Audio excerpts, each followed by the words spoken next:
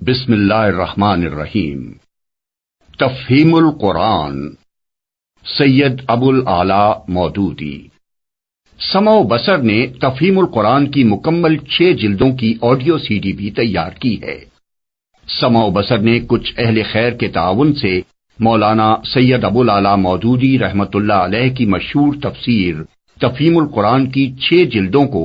6 audio C D MP3 کی شکل میں تیار کیا ہے۔ اس میں تلاوت عبد الرحمن الخزیفی کی ہے، ترجمہ اور سورتوں کا تعارف عظیم سرور کی آواز میں ہے، تفسیری حواشی سید سفیر حسن سبزواری اور پروفیسر عبد القدیر سلیم کی آواز میں ہے۔ پروگرام کے مطابق تمام تر تفسیری حواشی سفیر حسن صاحب ہی کو پڑھنا تھے، لیکن اس کام کے دوران میں ان کا انتقال ہو گیا اور وہ اپنے رب کے پاس چلے گئے۔ ان للہ و انا الیہ راجعون۔ ان کے بعد پروفیسر عبد القدیر سلیم کے تعاون سے اسے مکمل کیا گیا۔ اس کام میں جن افراد نے بھی حصہ لیا ہے ان کے لیے دعائے خیر کی درخواست ہے۔ بسم اللہ الرحمن الرحیم۔ دیباچہ۔ قرآن مجید کے ترجمہ و تفسیر پر ہماری زبان میں اب تک اتنا کام ہو چکا ہے کہ اب کسی شخص کا محض برکت و سعادت کی خاطر ایک نیا ترجمہ یا ایک نئی تفسیر شائع کر دینا وقت اور محنت کا کوئی صحیح مصرف نہیں ہے۔ اس راہ میں مزید کوشش اگر معقول ہو سکتی ہے تو صرف اس صورت میں جبکہ آدمی کسی ایسی کسر کو پورا کر رہا ہو جو سابق مترجمین و مفسرین کے کام میں رہ گئی ہو، یا طالبین قرآن کی کسی ایسی ضرورت کو پورا کرے جو پچھلے تراجم و تفاسیر سے پوری نہ ہوتی ہو۔ ان صفات میں ترجمانی اور تفہیم قرآن کی جو صحیح کی گئی ہے وہ دراصل اسی بنیاد پر ہے۔ میں ایک مدت سے محسوس کر رہا تھا کہ ہمارے عام تعلیم یافتہ لوگوں میں روح قرآن تک پہنچنے اور اس کتاب پاک کے حقیقی مدعا سے روشناس ہونے کی جو طلب پیدا ہو گئی ہے اور روز بروز بڑھ رہی ہے، وہ مترجمین و مفسرین کی قابل قدر مسائی کے باوجود ہنوز تشنا ہے۔ اس کے ساتھ میں یہ احساس بھی اپنے اندر پا رہا تھا کہ اس تشنگی کو بجھانے کے لیے کچھ نہ کچھ خدمت میں بھی کر سکتا ہوں۔ انہی دونوں احساسات نے مجھے اس کوشش پر مجبور کیا جس کے ثمرات ہدیہ ناظرین کیے جا رہے ہیں۔ اگر فی الواقع میری یہ حقیر پیشکش لوگوں کے لیے فہم قرآن میں کچھ بھی مددگار ثابت ہوئی تو یہ میری بڑی خوش نصیبی ہوگی۔ اس کام میں میرے پیش نظر علماء اور محققین کی ضروریات نہیں ہیں اور نہ ان لوگوں کی ضروریات ہیں جو عربی زبان اور علوم دینیہ کی تحصیل سے فارغ ہونے کے بعد قرآن مجید کا گہرا تحقیقی مطالعہ کرنا چاہتے ہیں۔ ایسے حضرات کی پیاس بجھانے کے لیے بہت کچھ سامان پہلے سے موجود ہے۔ میں جن لوگوں کی خدمت کرنا چاہتا ہوں وہ اوسط درجے کے تعلیم یافتہ لوگ ہیں جو عربی سے اچھی طرح واقف نہیں ہیں اور علوم قرآن کے وسیع ذخیرے سے استفادہ کرنا جن کے لیے ممکن نہیں ہے۔ انہی کی ضروریات کو میں نے پیش نظر رکھا ہے۔ اس وجہ سے بہت سے ان تفسیری مباحث کو میں نے سرے سے ہاتھ ہی نہیں لگایا جو علم تفسیر میں بڑی اہمیت رکھتے ہیں مگر اس طبقے کے لیے غیر ضروری ہیں۔ پھر جو مقصد میں نے اس کام میں اپنے سامنے رکھا ہے وہ یہ ہے کہ ایک عام ناظر اس کتاب کو پڑھتے ہوئے قرآن کا مفہوم و مدعا بالکل صاف صاف سمجھتا چلا جائے اور اس سے وہی اثر قبول کرے جو قرآن اس پر ڈالنا چاہتا ہے۔ نیز دوران مطالعہ میں جہاں جہاں اسے الجھنیں پیش آ سکتی ہوں وہ صاف کر دی جائیں اور جہاں کچھ سوالات اس کے ذہن میں پیدا ہوں ان کا جواب اسے بروقت مل جائے۔ یہ میری کوشش ہے۔ اب اس امر کا فیصلہ عام ناظرین ہی کر سکتے ہیں کہ میں اس میں کہاں تک کامیاب ہوا ہوں۔ بہرحال یہ حرف آخر نہیں ہے۔ ہر ناظر سے میری درخواست ہے کہ جہاں کوئی تشنگی محسوس ہو یا کسی سوال کا جواب نہ ملے یا مدعا اچھی طرح واضح نہ ہو رہا ہو، اس سے مجھے مطلع کیا جائے تاکہ میں اس خدمت کو زیادہ سے زیادہ مفید بنا سکوں۔ علماء کرام سے بھی میں گزارش کرتا ہوں کہ مجھے میری غلطیوں سے آگاہ فرمائیں۔ چند الفاظ ترجمانی و تفہیم کے متعلق بھی۔ میں نے اس کتاب میں ترجمے کا طریقہ چھوڑ کر آزاد ترجمانی کا طریقہ اختیار کیا ہے۔ اس کی وجہ یہ نہیں ہے کہ میں پابندی لفظ کے ساتھ قرآن مجید کا ترجمہ کرنے کو غلط سمجھتا ہوں، بلکہ اس کی اصل وجہ یہ ہے کہ جہاں تک ترجمہ قرآن کا تعلق ہے، یہ خدمت اس سے پہلے متعدد بزرگ بہتر طریقے پر انجام دے چکے ہیں، اور اس راہ میں اب کسی مزید کوشش کی ضرورت باقی نہیں رہی ہے۔ فارسی میں حضرت شاہ ولی اللہ صاحب کا ترجمہ اور اردو میں شاہ عبد القادر صاحب، شاہ رفیع الدین صاحب، مولانا محمود الحسن صاحب، مولانا اشرف علی صاحب اور حافظ فتح محمد صاحب جالندھری کے تراجم ان اغراض کو بخوبی پورا کر دیتے ہیں جن کے لیے ایک لفظی ترجمہ درکار ہوتا ہے، لیکن کچھ ضرورتیں ایسی ہیں جو لفظی ترجمے سے پوری نہیں ہوتی اور نہیں ہو سکتی، انہی کو میں نے ترجمانی کے ذریعے سے پورا کرنے کی کوشش کی ہے۔ لفظی ترجمے کا اصل فائدہ یہ ہے کہ آدمی کو قرآن کے ہر لفظ کا مطلب معلوم ہو جاتا ہے، اور وہ ہر آیت کے نیچے اس کا ترجمہ پڑھ کر جان لیتا ہے کہ اس آیت میں یہ کچھ فرمایا گیا ہے۔ لیکن اس فائدے کے ساتھ اس طریقے میں کئی پہلو نقص کے بھی ہیں، جن کی وجہ سے ایک غیر عربی داں ناظر قرآن مجید سے اچھی طرح مستفید نہیں ہو سکتا۔ پہلی چیز جو ایک لفظی ترجمے کو پڑھتے وقت محسوس ہوتی ہے وہ روانی عبارت، زور بیان، بلاغت زبان اور تاثیر کلام کا فقدان ہے۔ قرآن کی سطروں کے نیچے آدمی کو ایک ایسی بے جان عبارت ملتی ہے جسے پڑھ کر نہ اس کی روح وجد میں آتی ہے، نہ اس کے رونگٹے کھڑے ہوتے ہیں، نہ اس کی آنکھوں سے آنسو جاری ہوتے ہیں، نہ اس کے جذبات میں کوئی طوفان برپا ہوتا ہے، نہ اسے یہ محسوس ہوتا ہے کہ کوئی چیز عقل و فکر کو تسخیر کرتی ہوئی قلب و جگر تک اترتی چلی جا رہی ہے۔ اس طرح کا کوئی تاثر رونما ہونا تو درکنار، ترجمے کو پڑھتے وقت تو بسا اوقات آدمی یہ سوچتا رہ جاتا ہے کہ کیا واقعی یہی وہ کتاب ہے جس کی نظیر لانے کے لیے دنیا بھر کو چیلنج دیا گیا تھا۔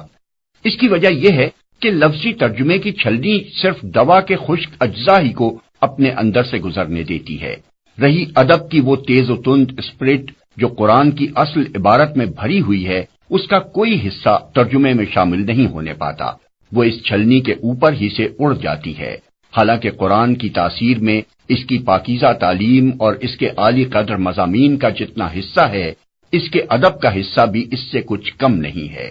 یہی تو وہ چیز ہے جو سنگ دل سے سنگ دل آدمی کا دل بھی پگھلا دیتی تھی، جس نے بجلی کے کڑکے کی طرح عرب کی ساری زمین ہلا دی تھی، جس کی قوت تاثیر کا لوہا اس کے شدید ترین مخالفین تک مانتے تھے اور ڈرتے تھے کہ یہ جادو اثر کلام جو سنے گا وہ بالآخر نقد دل ہار بیٹھے گا۔ یہ چیز اگر قرآن میں نہ ہوتی اور وہ اسی طرح کی زبان میں نازل ہوا ہوتا جیسی اس کے ترجموں میں ہم کو ملتی ہے، تو اہل عرب کے دلوں کو گرمانے اور نرمانے میں اسے ہرگز وہ کامیابی حاصل نہ ہو سکتی جو فی الواقع اسے حاصل ہوئی۔ لفظی ترجموں سے طبائع کے پوری طرح متاثر نہ ہو سکنے کی ایک وجہ یہ بھی ہے کہ ترجمے بالعموم بین السطور درج کیے جاتے ہیں، یا نئے طرز کے مطابق صفحے کو دو حصوں میں تقسیم کر کے ایک طرف کلام اللہ اور دوسری طرف ترجمہ لکھا جاتا ہے۔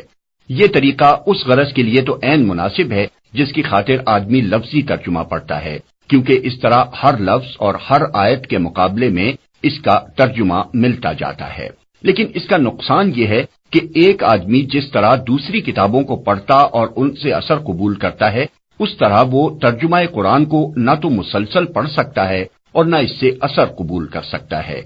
کیونکہ بار بار ایک اجنبی زبان کی عبارت اس کے مطالعے کی راہ میں حائل ہوتی رہتی ہے۔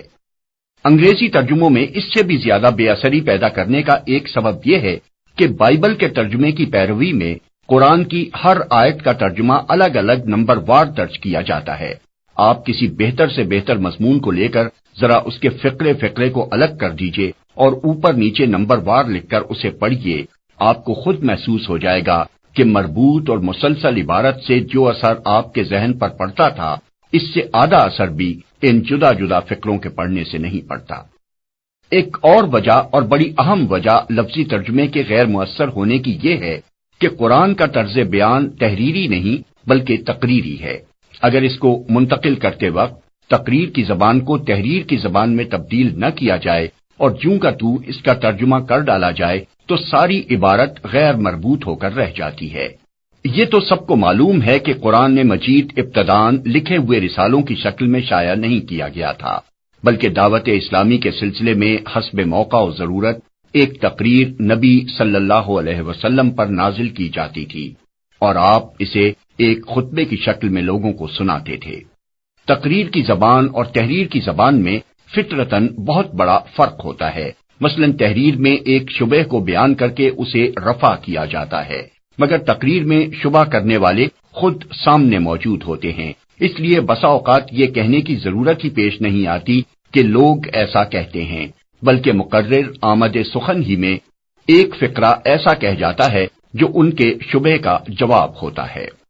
تحریر میں سلسلہ کلام سے الگ مگر اس سے قریبی تعلق رکھنے والی کوئی بات کہنی ہو تو اس کو جملہ معترضہ کے طور پر کسی نہ کسی عبارت سے جدا کر کے لکھا جاتا ہے تاکہ ربط کلام ٹوٹنے نہ پائے، لیکن تقریر میں صرف لہجہ اور طرز خطاب بدل کر ایک مقرر بڑے بڑے جملہ ہائے معترضہ بولتا چلا جاتا ہے اور کوئی بے ربطی محسوس نہیں ہوتی۔ تحریر میں بیان کا تعلق ماحول سے جوڑنے کے لیے الفاظ سے کام لینا پڑتا ہے، لیکن تقریر میں ماحول خود ہی بیان سے اپنا تعلق جوڑ لیتا ہے اور ماحول کی طرف اشارہ کیے بغیر جو باتیں کہی جاتی ہیں ان کے درمیان کوئی خلا محسوس نہیں ہوتا۔ تقریر میں متکلم اور مخاطب بار بار بدلتے ہیں۔ مقرر اپنے زور کلام میں موقع و محل کے لحاظ سے کبھی ایک ہی گروہ کا ذکر بصیغہ غائب کرتا ہے اور کبھی اسے حاضر سمجھ کر براہ راست خطاب کرتا ہے، کبھی واحد کا صیغہ بولتا ہے اور کبھی جمع کے صیغے استعمال کرنے لگتا ہے، کبھی متکلم وہ خود ہوتا ہے، کبھی کسی گروہ کی طرف سے بولتا ہے، کبھی کسی بالائی طاقت کی نمائندگی کرنے لگتا ہے اور کبھی وہ بالائی طاقت خود اس کی زبان سے بولنے لگتی ہے۔ تقریر میں یہ چیز ایک حسن پیدا کرتی ہے، مگر تحریر میں آ کر یہی چیز بے جوڑ ہو جاتی ہے۔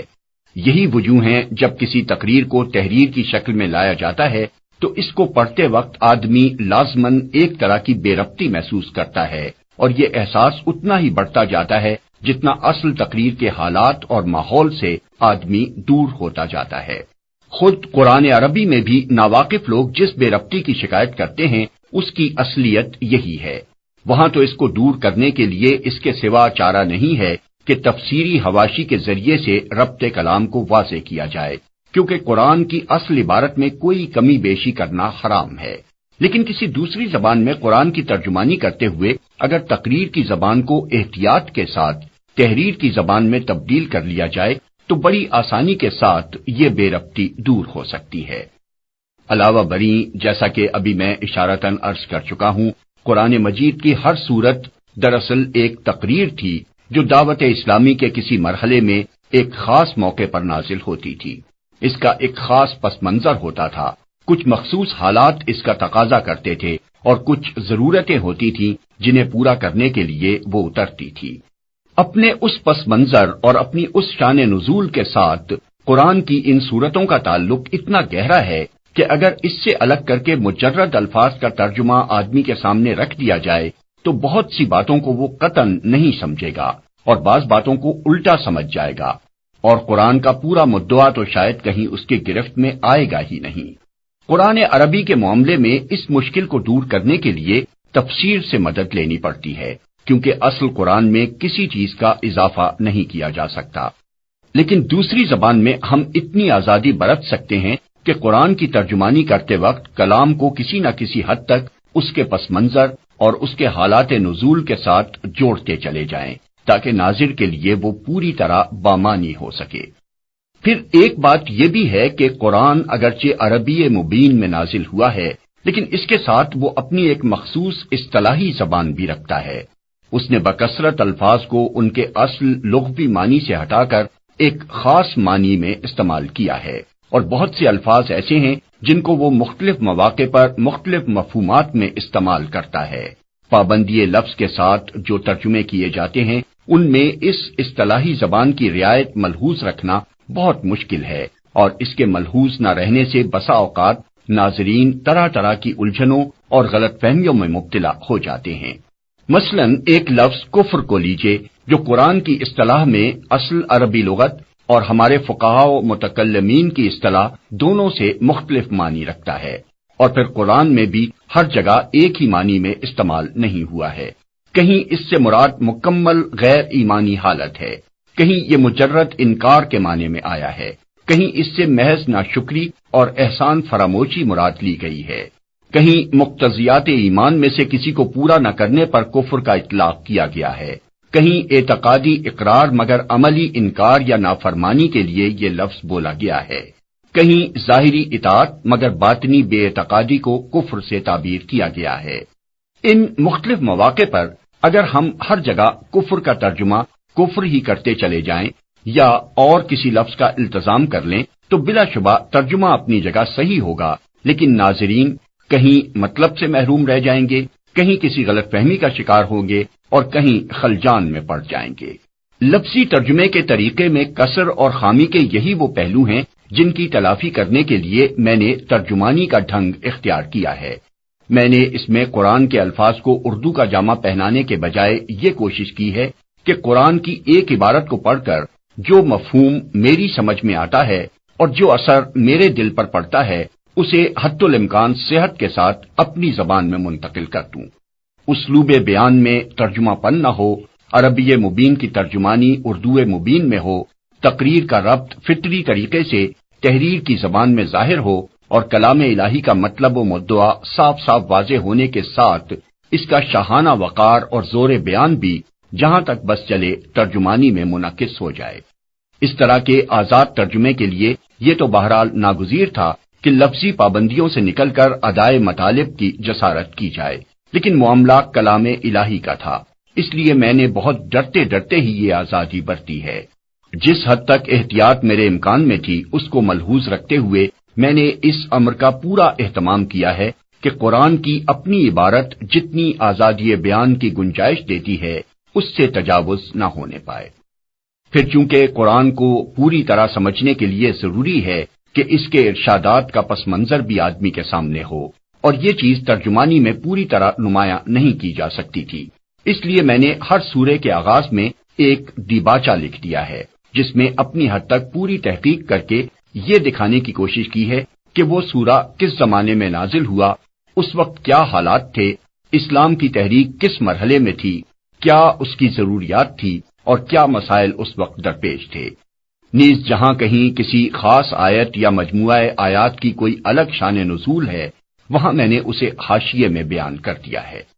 حواشی میں میری انتہائی کوشش یہ رہی ہے کہ کوئی ایسی بحث نہ چھیڑی جائے جو ناظر کی توجہ قرآن سے ہٹا کر کسی دوسری چیز کی طرف پھیر دے۔ جتنے حاشیے بھی میں نے لکھے ہیں دو ہی قسم کے مقامات پر لکھے ہیں، ایک وہ جہاں مجھے محسوس ہوا کہ ایک عام ناظر اس جگہ تشریح چاہے گا یا اس کے ذہن میں کوئی سوال پیدا ہوگا یا وہ کسی شبے میں مبتلا ہو جائے گا، دوسرے وہ جہاں مجھے اندیشہ ہوا کہ ناظر اس جگہ سے سرسری طور پر گزر جائے گا اور قرآن کے ارشاد کی اصل روح اس پر واضح نہ ہوگی۔ جو لوگ اس کتاب سے پورا فائدہ اٹھانا چاہیں ان کو میں مشورہ دوں گا کہ پہلے ہر سورت کے دیباچے کو بغور پڑھ لیا کریں، اور جب تک وہ سورت ان کے زیر مطالعہ رہے وقتاً فوقتاً اس کے دیباچے پر نظر ڈالتے رہیں۔ پھر روزانہ قرآن مجید کا جتنا حصہ وہ معمولاً پڑھتے ہوں اس کی ایک ایک آیت کا لفظی ترجمہ پہلے پڑھ لیں۔ اس غرض کے لیے فارسی، اردو، انگریزی تراجم میں سے جس کو وہ چاہیں منتخب کر سکتے ہیں۔ اس کے بعد تفہیم القرآن کی ترجمانی کو حواشی کی طرف توجہ کیے بغیر مسلسل ایک عبارت کے طور پر پڑھیں تاکہ قرآن کے اس حصے کا پورا مضمون بیک وقت ان کے سامنے آ جائے۔ پھر ایک ایک آیت کو تفصیل کے ساتھ سمجھنے کے لیے حواشی کا مطالعہ کریں۔ اس طرح پڑھنے سے مجھے توقع ہے کہ ایک عام ناظر کو قرآن مجید کی عالمانہ واقفیت نہ صحیح عامیانہ واقفیت انشاءاللہ بخوبی حاصل ہو جائے گی۔ اس کتاب کو میں نے محرم 1361 ہجری یعنی فروری 1942 میں شروع کیا تھا۔ 5 سال سے زیادہ مدت تک اس کا سلسلہ جاری رہا، یہاں تک کہ سورہ یوسف کے آخر تک ترجمانی اور تفہیم تیار ہو گئی۔ اس کے بعد پے در پے ایسے اسباب پیش آتے چلے گئے کہ مجھے نہ تو آگے کچھ لکھنے کا موقع مل سکا اور نہ اتنی فرصت ہی میسر آ سکی کہ جتنا کام ہو چکا تھا اسی کو نظر ثانی کر کے اس قابل بنا سکتا کہ کتابی صورت میں شائع ہو سکے۔ اب اسے حسن اتفاق کہیے یا سوء اتفاق، کہ اکتوبر 1948 میں یکایک مجھے پبلک سیفٹی ایکٹ کے تحت گرفتار کر کے جیل بھیج دیا گیا، اور یہاں مجھ کو وہ فرصت بہم پہنچ گئی جو اس کتاب کو پریس میں جانے کے قابل بنانے کے لیے درکار تھی۔ میں خدا سے دعا کرتا ہوں کہ جس غرض کے لیے میں نے یہ محنت کی ہے وہ پوری ہو، اور یہ کتاب قرآن مجید کے فہم میں بندگان خدا کے لیے واقعی کچھ مددگار ثابت ہو سکے۔ وما توفیقی الا باللہ العلی العظیم۔ نیو سینٹرل جیل، ملتان، 17 ذی-قعد 1368 ہجری، 11 ستمبر 1949۔ ابو الاعلی۔ بسم اللہ الرحمن الرحیم۔ مقدمہ۔ ان گزارشوں کے عنوان میں لفظ مقدمہ دیکھ کر کسی کو یہ غلط فہمی نہ ہو کہ میں قرآن کا مقدمہ لکھ رہا ہوں۔ یہ قرآن کا نہیں، تفہیم القرآن کا مقدمہ ہے، اور اس کے لکھنے سے میرے پیش نظر 2 مقصد ہیں۔ اول یہ کہ قرآن کا مطالعہ شروع کرنے سے پہلے ایک عام ناظر ان باتوں سے اچھی طرح واقف ہو جائے جن کو ابتدائی میں سمجھ لینے سے فہم قرآن کی راہ آسان ہو جاتی ہے، ورنہ یہ باتیں دوران مطالعہ میں بار بار کھٹکتی ہیں، اور بسا اوقات محض ان کو نہ سمجھنے کی وجہ سے آدمی برسوں تک معنی قرآن کی سطح ہی پر گھومتا رہتا ہے، گہرائی میں اترنے کا راستہ اسے نہیں ملتا۔ دوم یہ کہ ان سوالات کا جواب پہلے ہی دے دیا جائے جو قرآن کو سمجھنے کی کوشش کرتے وقت بالعموم لوگوں کے ذہن میں پیدا ہوا کرتے ہیں۔ میں اس مقدمے میں صرف ان سوالات کا جواب دوں گا جو خود میرے ذہن میں اول پیدا ہوئے تھے یا جن سے بعد میں مجھ کو سابقہ پیش آیا۔ ان کے علاوہ اگر کچھ اور سوالات بھی جواب تلق باقی رہ گئے ہوں تو ان سے مجھے آگاہ کیا جائے، ان کا جواب انشاءاللہ آئندہ اشاعت کے موقع پر اس مقدمے میں بڑھا دیا جائے گا۔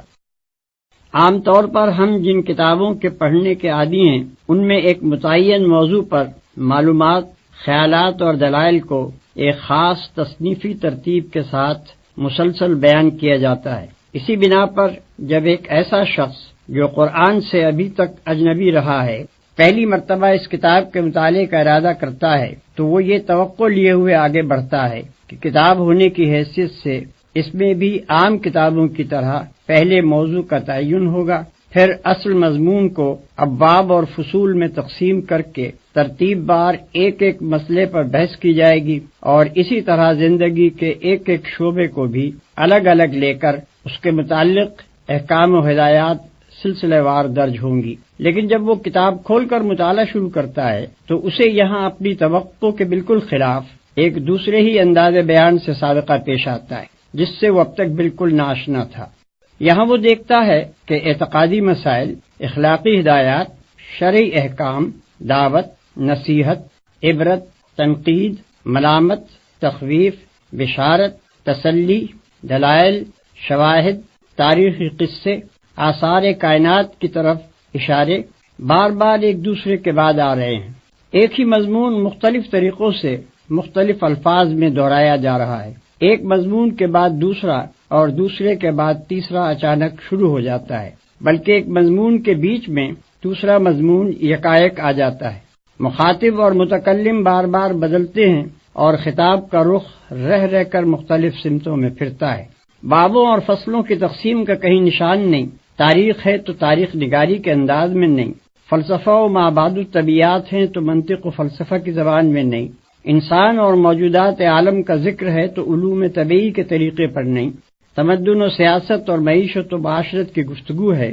تو علوم عمران کے طرز پر نہیں، قانونی احکام اور اصول قانون کا بیان ہے تو مقننوں کے ڈھنگ سے بالکل مختلف، اخلاق کی تعلیم ہے تو فلسفہ اخلاق کے سارے لٹریچر سے اس کا انداز جدا۔ یہ سب کچھ اپنے سابق کتابی تصور کے خلاف پا کر آدمی پریشان ہو جاتا ہے اور اسے یوں محسوس ہونے لگتا ہے کہ یہ ایک غیر مرتب، غیر مربوط، منتشر کلام ہے جو اول سے لے کر آخر تک بے شمار چھوٹے بڑے مختلف شذرات پر مشتمل ہے، مگر مسلسل عبارت کی شکل میں لکھ دیا گیا ہے۔ مخالفانہ نقطہ نظر سے دیکھنے والا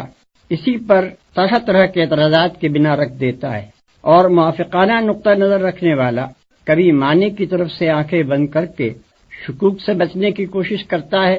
کبھی اس ظاہری بے ترتیبی کی تعویلیں کر کے اپنے دل کو سمجھا لیتا ہے، کبھی مصنوعی طریقے سے رب تلاش کر کے عجیب عجیب نتائج نکالتا ہے، اور کبھی نظریہ شذرات کو قبول کر لیتا ہے، جس کی وجہ سے ہر آیت اپنے سیاق و سباق سے الگ ہو کر ایسی معنی آفرینیوں کی آمادگاہ بن جاتی ہے جو قائل کے منشا کے خلاف ہوتی ہیں۔ پھر ایک کتاب کو اچھی طرح سمجھنے کے لیے ضروری ہے کہ پڑھنے والے کو اس کا موضوع معلوم ہو، اس کے مقصد و مدعا اور اس کے مرکزی مضمون کا علم ہو، اس کے انداز بیان سے واقفیت ہو، اس کی اصطلاحی زبان اور اس کے مخصوص طرز تعبیر سے شناسائی ہو، اور اس کے بیانات اپنی ظاہری عبارت کے پیچھے جن احوال و معاملات سے تعلق رکھتے ہوں وہ بھی نظر کے سامنے رہیں۔ عام طور پر جو کتابیں ہم پڑھتے ہیں ان میں یہ چیزیں بآسانی مل جاتی ہیں، اس لیے ان کے مضامین کی تہ تک پہنچنے میں ہمیں کوئی بڑی زحمت نہیں ہوتی، مگر قرآن میں یہ اس طرح نہیں ملتی جس طرح ہم دوسری کتابوں میں انہیں پانے کے عادی رہے ہیں۔ اس لیے ایک عام کتاب خواں کی سی ذہنیت لے کر جب ہم میں کا کوئی شخص قرآن کا مطالعہ شروع کرتا ہے تو اسے کتاب کے موضوع، مدعا اور مرکزی مضمون کا سراغ نہیں ملتا، اس کا انداز بیان اور طرز تعبیر بھی اسے کچھ اجنبی سا محسوس ہوتا ہے، اور اکثر مقامات پر اس کی عبارات کا پس منظر بھی اس کی نگاہوں سے اوجھل رہتا ہے۔ نتیجہ یہ ہوتا ہے کہ متفرق آیات میں حکمت کے جو موتی بکھرے ہوئے ہیں ان سے کم و بیش مستفید ہونے کے باوجود آدمی کلام اللہ کی اصلی روح تک پہنچنے سے محروم رہ جاتا ہے، اور علم کتاب حاصل کرنے کے بجائے اس کو کتاب کے محض چند منتشر نکات و فوائد پر قناعت کر لینی پڑتی ہے۔ بلکہ اکثر لوگ جو قرآن کا مطالعہ کر کے شبہات میں مبتلا ہو جاتے ہیں ان کے بھٹکنے کی ایک وجہ یہ بھی ہے کہ فہم کتاب کے ان ضروری مبادی سے ناواقف رہتے ہوئے جب وہ قرآن کو پڑھتے ہیں تو اس کے صفحات پر مختلف مضامین انہیں بکھرے ہوئے نظر آتے ہیں۔ بکثرت آیات کا مطلب ان پر نہیں کھلتا، بہت سی آیات کو وہ دیکھتے ہیں کہ بجائے خود نور حکمت سے جگمگا رہی ہیں مگر سیاق عبارت میں بالکل بے جوڑ محسوس ہوتی ہیں۔ متعدد مقامات پر تعبیرات اور اسلوب بیان کی ناواقفیت انہیں اصل مطلب سے ہٹا کر کسی اور ہی طرف لے جاتی ہے، اور اکثر مواقع پر پس منظر کا صحیح علم نہ ہونے سے شدید غلط فہمیاں پیش آتی ہیں۔ قرآن کس قسم کی کتاب ہے، اس کے نزول کی کیفیت اور اس کی ترتیب کی نوعیت کیا ہے، اس کا موضوع گفتگو کیا ہے، اس کی ساری بحث کس مدعا کے لیے ہے، کس مرکزی مضمون کے ساتھ اس کے یہ بے شمار مختلف النوع مضامین وابستہ ہیں، کیا طرز استدلال اور کیا طرز بیان اس نے اپنے مدعا کے لیے اختیار کیا ہے، یہ اور ایسے ہی دوسرے چند ضروری سوالات ہیں جن کا جواب صاف اور سیدھے طریقے سے اگر آدمی کو ابتدائی میں مل جائے تو وہ بہت سے خطرات سے بچ سکتا ہے، اور اس کے لیے فہم و تدبر کی راہیں کشادہ ہو سکتی ہیں۔ جو شخص قرآن میں تصنیفی ترتیب تلاش کرتا ہے اور وہاں اسے نہ پا کر کتاب کے صفحات میں بھٹکنے لگتا ہے، اس کی پریشانی کی اصل وجہ یہی ہے کہ وہ مطالعہ قرآن کے ان مبادی سے ناواقف ہوتا ہے۔ وہ اس گمان کے ساتھ مطالعہ شروع کرتا ہے کہ وہ مذہب کے موضوع پر ایک کتاب پڑھنے چلا ہے۔ مذہب کا موضوع اور کتاب، ان دونوں کا تصور اس کے ذہن میں وہی ہوتا ہے جو بالعموم مذہب اور کتاب کے متعلق ذہنوں میں پایا جاتا ہے، مگر جب وہاں اسے اپنے ذہنی تصور سے بالکل ہی مختلف ایک چیز سے سابقہ پیش آتا ہے تو وہ اپنے آپ کو اس سے مانوس نہیں کر سکتا، اور سرشتہ مضمون ہاتھ نہ آنے کے باعث بین السطور یوں بھٹکنا شروع کر دیتا ہے جیسے وہ ایک اجنبی مسافر ہے جو کسی نئے شہر کی گلیوں میں کھو گیا ہے۔ اس گم گشتگی سے وہ بچ جائے اگر اسے پہلے ہی بتا دیا جائے کہ تم جس کتاب کو پڑھنے جا رہے ہو وہ تمام دنیا کے لٹریچر میں اپنے طرز کی ایک ہی کتاب ہے۔ اس کی تصنیف دنیا کی ساری کتابوں سے مختلف طور پر ہوئی ہے، اپنے موضوع اور مضمون اور ترتیب کے لحاظ سے بھی وہ ایک نرالی چیز ہے، لہذا تمہارے ذہن کا وہ کتابی سانچہ جو اب تک کی کتب بینی سے بنا ہے اس کتاب کے سمجھنے میں تمہاری مدد نہ کرے گا بلکہ الٹا مزاحم ہوگا۔ اسے سمجھنا چاہتے ہو تو اپنے پہلے سے قائم کیے ہوئے قیاسات کو ذہن سے نکال کر اس کی عجیب خصوصیات سے شناسائی حاصل کرو۔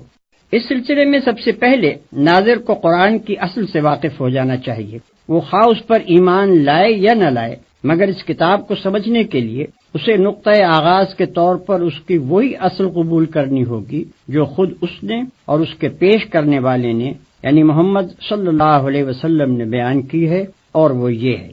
ایک، خداوند عالم نے جو ساری کائنات کا خالق اور مالک اور فرماروا ہے، اپنی بے پایہ مملکت کے اس حصے میں جسے زمین کہتے ہیں انسان کو پیدا کیا، اسے جاننے اور سوچنے اور سمجھنے کی قوتیں دیں، بھلائی اور برائی کی تمیز دی، انتخاب اور ارادے کی آزادی عطا کی، تصرف کے اختیارات بخشے، اور فی الجملہ ایک طرح کی خود اختیاری آٹونومی دے کر اس زمین میں اپنا خلیفہ بنایا۔ دو، اس منصب پر انسان کو مقرر کرتے وقت خداوند عالم نے اچھی طرح اس کے کان کھول کر یہ بات اس کے ذہن نشین کر دی تھی کہ تمہارا اور تمام جہان کا مالک، معبود اور حاکم میں ہوں۔ میری اس سلطنت میں نہ تم خود مختار ہو، نہ کسی دوسرے کے بندے ہو، اور نہ میرے سوا کوئی تمہاری اطاعت و بندگی اور پرستش کا مستحق ہے۔ دنیا کی یہ زندگی جس میں تمہیں اختیارات دے کر بھیجا جا رہا ہے، دراصل تمہارے لیے ایک امتحان کی مدت ہے، جس کے بعد تمہیں میرے پاس واپس آنا ہوگا، اور میں تمہارے کام کی جانچ کر کے فیصلہ کروں گا کہ تم میں سے کون امتحان میں کامیاب رہا ہے اور کون ناکام۔ تمہارے لیے صحیح رویہ یہ ہے کہ مجھے اپنا واحد معبود اور حاکم تسلیم کرو، جو ہدایت میں بھیجوں اس کے مطابق دنیا میں کام کرو، اور دنیا کو دارالامتحان سمجھتے ہوئے اس شعور کے ساتھ زندگی بسر کرو کہ تمہارا اصل مقصد میرے آخری فیصلے میں کامیاب ہونا ہے۔ اس کے برعکس تمہارے لیے ہر وہ رویہ غلط ہے جو اس سے مختلف ہو۔ اگر پہلا رویہ اختیار کرو گے جسے اختیار کرنے کے لیے تم آزاد ہو، تو تمہیں دنیا میں امن و اطمینان حاصل ہوگا، اور جب میرے پاس پلٹ کر آؤ گے تو میں تمہیں ابدی راحت و مسرت کا وہ گھر دوں گا جس کا نام جنت ہے۔ اور اگر کسی دوسرے رویے پر چلو گے جس پر چلنے کے لیے بھی تم کو آزادی دی ہے، تو دنیا میں تم کو فساد اور بے چینی کا مزہ چکھنا ہوگا، اور دنیا سے گزر کر عالم آخرت میں جب آؤ گے تو ابدی رنج و مصیبت کے اس گڑھے میں پھینک دیے جاؤ گے جس کا نام دوزخ ہے۔ نمبر 3، یہ فہمائش کر کے مالک کائنات نے نوع انسانی کو زمین میں جگہ دی، اور اس نوع کے اولین افراد آدم اور حوا کو وہ ہدایت بھی دے دی جس کے مطابق انہیں اور ان کی اولاد کو زمین میں کام کرنا تھا۔ یہ اولین انسان جہالت اور تاریکی کی حالت میں پیدا نہیں ہوئے تھے، بلکہ خدا نے زمین پر ان کی زندگی کا آغاز پوری روشنی میں کیا تھا۔ وہ حقیقت سے واقف تھے، انہیں ان کا قانون حیات بتا دیا گیا تھا۔ ان کا طریق زندگی خدا کی اطاعت یعنی اسلام تھا، اور وہ اپنی اولاد کو یہی بات سکھا کر گئے کہ وہ مطیع خدا مسلم بن کر رہیں۔ لیکن بعد کی صدیوں میں رفتہ رفتہ انسان اس صحیح طریقے زندگی سے منحرف ہو کر مختلف قسم کے غلط رویوں کی طرف چل پڑے۔ انہوں نے غفلت سے اس کو بھی گم کیا اور شرارت سے اس کو مسخ بھی کر ڈالا۔ انہوں نے خدا کے ساتھ زمین و آسمان کی مختلف انسانی اور غیر انسانی، خیالی اور مادی ہستیوں کو خدائی میں شریک ٹھہرا لیا۔ انہوں نے خدا کے دیے ہوئے علم حقیقت یعنی العلم میں طرح طرح کے اوہام اور نظریوں اور فلسفوں کی آمیزش کر کے بے شمار مذاہب پیدا کر لیے۔ انہوں نے خدا کے مقرر کیے ہوئے عادلانہ اصول اخلاق و تمدن شریعت کو چھوڑ کر یا بگاڑ کر اپنی خواہشات نفس اور اپنے تعصبات کے مطابق ایسے قوانین زندگی گھڑ لیے جن سے خدا کی زمین ظلم سے بھر گئی۔ نمبر 4، خدا نے جو محدود خود اختیاری انسان کو دی تھی اس کے ساتھ یہ بات مطابقت نہ رکھتی تھی کہ وہ اپنی تخلیقی مداخلت سے کام لے کر ان بگڑے ہوئے انسانوں کو زبردستی صحیح رویے کی طرف موڑ دیتا، اور اس نے دنیا میں کام کرنے کے لیے جو مہلت اس نوع کے لیے اور اس کی مختلف قوموں کے لیے مقرر کی تھی، اس کے ساتھ یہ بات بھی مطابقت نہ رکھتی تھی کہ اس بغاوت کے رونما ہوتے ہی وہ انسانوں کو ہلاک کر دیتا۔ پھر جو کام ابتدائے آفرینش سے اس نے اپنے ذمے لیا تھا وہ یہ تھا کہ انسان کی خود اختیاری کو برقرار رکھتے ہوئے اس کی مہلت عمل کے دوران میں اس کی رہنمائی کا انتظام وہ کرتا رہے گا۔ چنانچہ اپنی اس خود عائد کردہ ذمہ داری کو ادا کرنے کے لیے اس نے انسانوں ہی میں سے ایسے آدمیوں کو استعمال کرنا شروع کیا جو اس پر ایمان رکھنے والے اور اس کی رضا کی پیروی کرنے والے تھے۔ اس نے ان کو اپنا نمائندہ بنایا، اپنے پیغامات ان کے پاس بھیجے، ان کو علم حقیقت بخشا، انہیں صحیح قانون حیات عطا کیا، اور انہیں اس کام پر مامور کیا کہ بنی آدم کو اسی راہ راست کی طرف پلٹنے کی دعوت دیں جس سے وہ ہٹ گئے تھے۔ 5، یہ پیغمبر مختلف قوموں اور ملکوں میں اٹھتے رہے، ہزارہ برس تک ان کی آمد کا سلسلہ چلتا رہا۔ ہزارہ کی تعداد میں وہ مبعوث ہوئے، ان سب کا ایک ہی دین تھا، یعنی وہ صحیح رویہ جو اول روز ہی انسان کو بتا دیا گیا تھا۔ وہ سب ایک ہی ہدایت کے پیرو تھے، یعنی اخلاق و تمدن کے وہ ازلی و ابدی اصول جو آغاز ہی میں انسان کے لیے تجویز کر دیے گئے تھے، اور ان سب کا ایک ہی مشن تھا، یعنی یہ کہ اس دین اور اس ہدایت کی طرف اپنے ابنائے نو کو دعوت دیں۔ پھر جو لوگ اس دعوت کو قبول کر لیں ان کو منظم کر کے ایک ایسی امت بنائیں جو خود اللہ کے قانون کی پابند ہو، اور اس دنیا میں قانون الہی کی اطاعت قائم کرنے اور اس قانون کی خلاف ورزی روکنے کے لیے جد و جہد کرے۔ ان پیغمبروں نے اپنے اپنے دور میں اپنے اس مشن کو پوری خوبی کے ساتھ ادا کیا، مگر ہمیشہ یہی ہوتا رہا کہ انسانوں کی ایک کثیر تعداد تو ان کی دعوت قبول کرنے پر آمادہ ہی نہ ہوئی، اور جنہوں نے اسے قبول کر کے امت مسلمہ کی حیثیت اختیار کی وہ رفتہ رفتہ خود بگڑتے چلے گئے، حتیٰ کہ ان میں سے بعض امتیں ہدایت الہی کو بالکل ہی گم کر بیٹھیں، اور بعض نے خدا کے ارشادات کو اپنی تحریفات اور آمیزشوں سے مسخ کر دیا۔ 6 آخر کار خداوند عالم نے سرزمین عرب میں محمد صلی اللہ علیہ وسلم کو اسی کام کے لیے مبعوث کیا جس کے لیے پچھلے انبیاء آتے رہے تھے۔ ان کے مخاطب عام انسان بھی تھے اور پچھلے انبیاء کے بگڑے ہوئے پیرو بھی۔ سب کو صحیح رویے کی طرف دعوت دینا، سب کو اثرنو خدا کی ہدایت پہنچا دینا، اور جو اس دعوت و ہدایت کو قبول کریں انہیں ایک ایسی امت بنا دینا ان کا کام تھا جو ایک طرف خود اپنی زندگی کا نظام خدا کی ہدایت پر قائم کرے اور دوسری طرف دنیا کی اصلاح کے لیے جد و جہد کرے۔ اسی دعوت اور ہدایت کی کتاب یہ قرآن ہے جو اللہ نے محمد صلی اللہ علیہ وسلم پر نازل فرمائی۔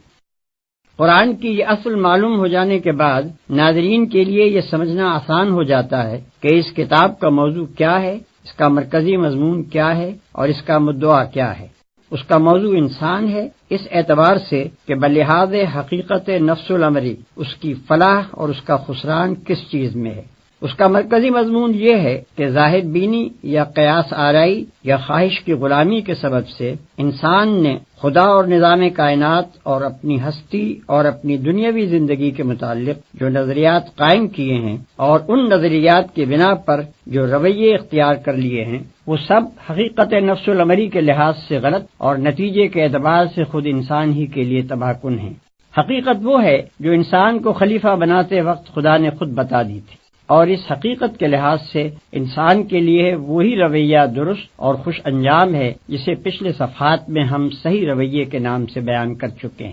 اس کا مدعا انسان کو اس صحیح رویے کی طرف دعوت دینا اور اللہ کی اس ہدایت کو واضح طور پر پیش کرنا ہے جسے انسان اپنی غفلت سے گم اور اپنی شرارت سے مست کرتا رہا ہے۔ ان تین بنیادی امور کو ذہن میں رکھ کر کوئی شخص قرآن کو دیکھے تو اسے صاف نظر آئے گا کہ یہ کتاب کہیں اپنے موضوع اور اپنے مدعا اور مرکزی مضمون سے بال برابر بھی نہیں ہٹی ہے۔ اول سے لے کر آخر تک اس کے مختلف 9 مضامین اس کے مرکزی مضمون کے ساتھ اس طرح جڑے ہوئے ہیں جیسے ایک ہار کے چھوٹے بڑے رنگ برنگ جواہر ہار کے رشتے میں مربوط و منسلک ہوتے ہیں۔ وہ زمین و آسمان کی ساخت پر، انسان کی خلقت پر، آثار کائنات کے مشاہدات اور گزری ہوئی قوموں کے واقعات پر گفتگو کرتا ہے، مختلف قوموں کے عقائد و اخلاق اور اعمال پر تنقید کرتا ہے، مابعد الطبیعی امور و مسائل کی تشریح کرتا ہے اور بہت سی دوسری چیزوں کا ذکر بھی کرتا ہے، مگر اس لیے نہیں کہ اسے طبیعیات یا تاریخ یا فلسفے یا کسی اور فن کی تعلیم دینی ہے، بلکہ اس لیے کہ اسے حقیقت نفس الامری کے متعلق انسان کی غلط فہمیاں دور کرنی ہے، اصل حقیقت لوگوں کے ذہن نشین کرنی ہے، خلاف حقیقت رویے کی غلطی و بد انجامی واضح کرنی ہے اور اس رویے کی طرف دعوت دینی ہے جو مطابق حقیقت اور خوش انجام ہے۔ یہی وجہ ہے کہ وہ ہر چیز کا ذکر صرف اس حد تک اور اس انداز میں کرتا ہے جو اس کے مدعا کے لیے ضروری ہے، ہمیشہ ان چیزوں کا ذکر بقدر ضرورت کرنے کے بعد غیر متعلق تفصیلات کو چھوڑ کر اپنے مقصد اور مرکزی مضمون کی طرف رجوع کرتا ہے، اور اس کا سارا بیان انتہائی یکسانی کے ساتھ دعوت کے محور پر گھومتا رہتا ہے۔ مگر قرآن کے طرز بیان اور اس کی ترتیب اور اس کے بہت سے مضامین کو آدمی اس وقت تک اچھی طرح نہیں سمجھ سکتا جب تک کہ وہ اس کی کیفیت نزول کو بھی اچھی طرح نہ سمجھ لے۔ یہ قرآن اس نوعیت کی کتاب نہیں ہے کہ اللہ تعالیٰ نے بیک وقت اسے لکھ کر محمد صلی اللہ علیہ وسلم کو دے دیا ہو اور کہہ دیا ہو کہ اسے شائع کر کے لوگوں کو ایک خاص رویہ زندگی کی طرف بلائیں۔ نیز یہ اس نوعیت کی کتاب بھی نہیں ہے کہ اس میں مصنفانہ انداز پر کتاب کے موضوع اور مرکزی مضمون کے متعلق بحث کی گئی ہو۔ یہی وجہ ہے کہ اس میں نہ تصنیفی ترتیب پائی جاتی ہے اور نہ کتابی اسلوب۔ دراصل اس کی نوعیت یہ ہے کہ اللہ تعالیٰ نے عرب کے شہر مکہ میں اپنے ایک بندے کو پیغمبری کی خدمت کے لیے منتخب کیا اور اسے حکم دیا کہ اپنے شہر اور اپنے قبیلے یعنی قریش سے دعوت کی ابتدا کرے۔ یہ کام شروع کرنے کے لیے آغاز میں جن ہدایات کی ضرورت تھی صرف وہی دی گئیں اور وہ زیادہ تر 3 مضمونوں پر مشتمل تھیں۔ ایک، پیغمبر کو اس امر کی تعلیم کہ وہ خود اپنے آپ کو اس عظیم الشان کام کے لیے کس طرح تیار کریں اور کس طرز پر کام کریں۔ دوسرے، حقیقت نفس الامری کے متعلق ابتدائی معلومات اور حقیقت کے بارے میں ان غلط فہمیوں کی مجمل تردید جو گرد و پیش کے لوگوں میں پائی جاتی تھیں جن کی وجہ سے ان کا رویہ غلط ہو رہا تھا۔ تیسرے، صحیح رویے کی طرف دعوت اور ہدایت الہی کے ان بنیادی اصول اخلاق کا بیان جن کی پیروی میں انسان کے لیے فلاح و سعادت ہے۔ شروع کے یہ پیغامات ابتدائے دعوت کی مناسبت سے چند چھوٹے چھوٹے مختصر بولوں پر مشتمل ہوتے تھے جن کی زبان نہایت شستہ، نہایت شیریں، نہایت پر اثر اور مخاطب قوم کے مذاق کے مطابق بہترین ادبی رنگ لیے ہوئے ہوتی تھی تاکہ دلوں میں یہ بول تیر و نشتر کی طرح پیوست ہو جائیں، کان خود بخود ان کے ترنم کی وجہ سے ان کی طرف متوجہ ہوں اور زبانیں ان کے حسن تناسب کی وجہ سے بے اختیار ہو کر انہیں دہرانے لگیں۔ پھر ان میں مقامی رنگ بہت زیادہ تھا، اگرچہ بیان تو کی جا رہی تھیں عالمگیر صداقتیں، مگر ان کے لیے دلائل و شواہد اور مثالیں اس قریب ترین ماحول سے لی گئی تھیں جس سے مخاطب لوگ اچھی طرح مانوس تھے۔ انہی کی تاریخ، انہی کی روایات، انہی کے روزمرہ مشاہدے میں آنے والے آثار اور انہی کی اعتقادی و اخلاقی اور اجتماعی خرابیوں پر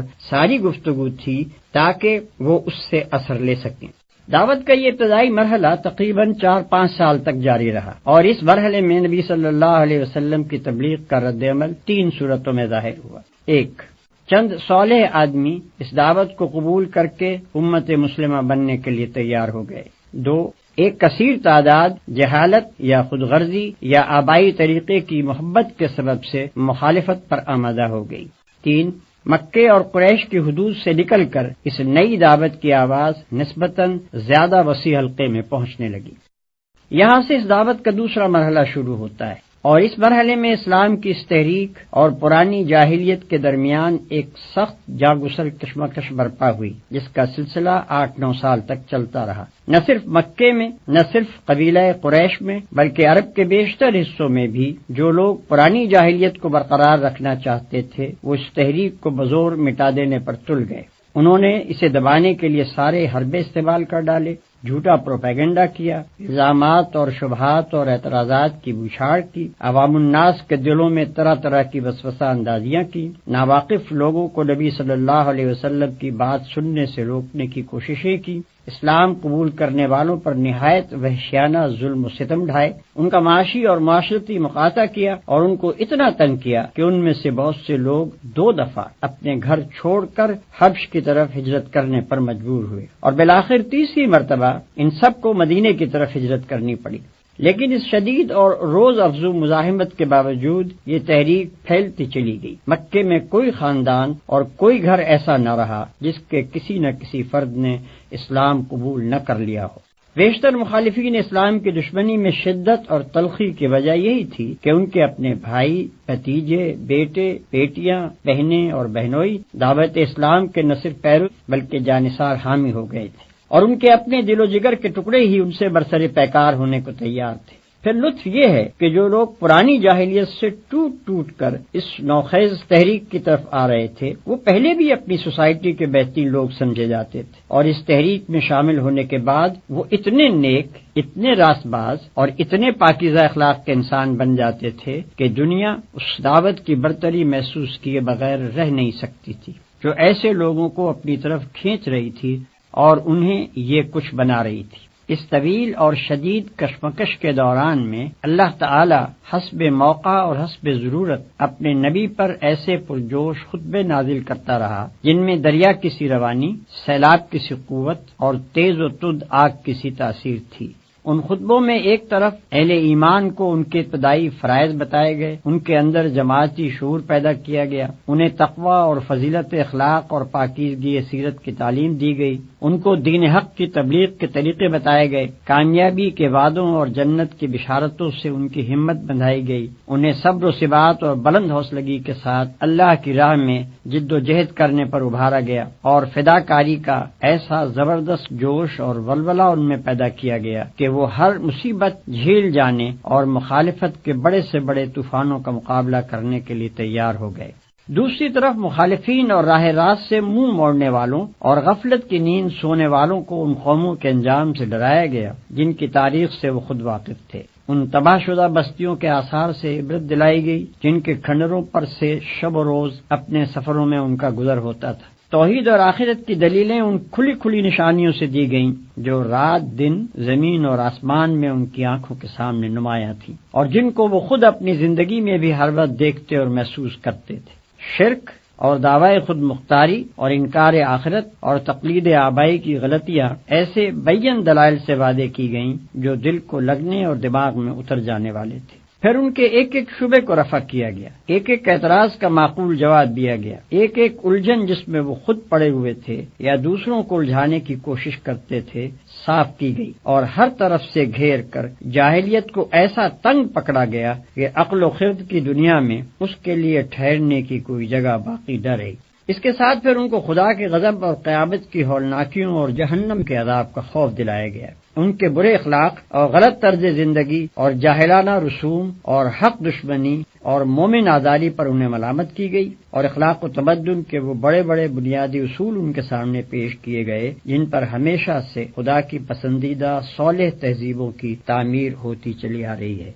یہ مرحلہ بجائے خود مختلف منزلوں پر مشتمل تھا جن میں سے ہر منزل میں دعوت زیادہ وسیع ہوتی گئی، جد و جہد اور مزاحمت زیادہ سخت ہوتی گئی، مختلف عقائد اور مختلف طرز عمل رکھنے والے گروہوں سے سابقہ پیش آتا گیا، اور اسی کے مطابق اللہ کی طرف سے آنے والے پیغامات میں مضامین کا تنوع بڑھتا گیا۔ یہ ہے قرآن مجید کی مکی صورتوں کا پس منظر۔ مکے میں اس تحریک کو اپنا کام کرتے ہوئے 13 سال گزر چکے تھے کہ یکایک مدینے میں اس کو ایک ایسا مرکز بہم پہنچ گیا جہاں اس کے لیے یہ ممکن ہو گیا کہ عرب کے تمام حصوں سے اپنے پیرووں کو سمیٹ کر ایک جگہ اپنی طاقت مجتمع کر لے۔ چنانچہ نبی صلی اللہ علیہ وسلم اور بیشتر متبعین اسلام ہجرت کر کے مدینے پہنچ گئے۔ اس طرح یہ دعوت تیسرے مرحلے میں داخل ہوئی۔ اس مرحلے میں حالات کا نقشہ بالکل بدل گیا۔ امت مسلمہ ایک باقاعدہ ریاست کی بنا ڈالنے میں کامیاب ہو گئی۔ پرانی جاہلیت کے علمبرداروں سے مسلح مقابلہ شروع ہوا۔ پچھلے انبیاء کی امتوں یہود و نصارہ سے بھی سابقہ پیش آیا۔ خود امت مسلمہ کے اندرونی نظام میں مختلف قسم کے منافق گھس آئے اور ان سے بھی نمٹنا پڑا، اور 10 سال کی شدید کشمکش سے گزر کر آخر کار یہ تحریک کامیابی کی اس منزل پر پہنچی کہ سارا عرب اس کے زیر نگیں ہو گیا اور عالمگیر دعوت و اصلاح کے دروازے اس کے سامنے کھل گئے۔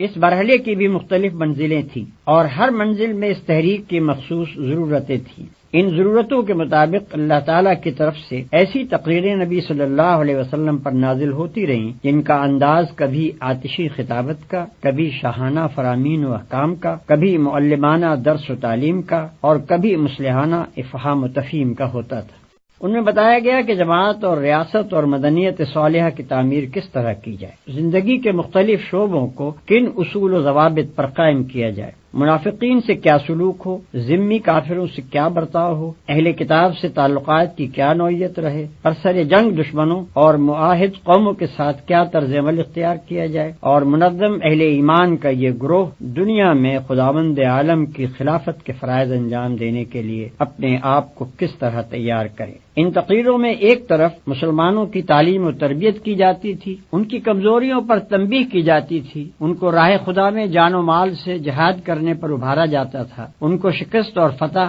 مصیبت اور راحت، بدحالی اور خوشحالی، امن اور خوف، غرض ہر حال میں اس کے مناسب اخلاقیات کا درس دیا جاتا تھا، اور انہیں اس طرح تیار کیا جاتا تھا کہ وہ نبی صلی اللہ علیہ وسلم کے بعد آپ کے جانشین بن کر اس دعوت و اصلاح کے کام کو انجام دے سکیں۔ دوسری طرف ان لوگوں کو جو دائرہ ایمان سے باہر تھے، اہل کتاب، منافقین، کفار و مشرکین، سب کو ان کی مختلف حالتوں کے لحاظ سے سمجھانے، نرمی سے دعوت دینے، سختی سے ملامت اور نصیحت کرنے، خدا کے عذاب سے ڈرانے اور سبق آموز واقعات و احوال سے عبرت دلانے کی کوشش کی جاتی تھی تاکہ ان پر حجت تمام کر دی جائے۔ یہ ہے قرآن مجید کی مدنی صورتوں کا پس منظر۔ اس بیان سے یہ بات واضح ہو جاتی ہے کہ قرآن مجید ایک دعوت کے ساتھ اترنا شروع ہوا، اور وہ دعوت اپنے آغاز سے لے کر اپنی انتہائی تکمیل تک 23 سال کی مدت میں جن جن مرحلوں اور جن جن منزلوں سے گزرتی رہی، ان کی مختلف نو ضرورتوں کے مطابق قرآن کے مختلف حصے نازل ہوتے رہے۔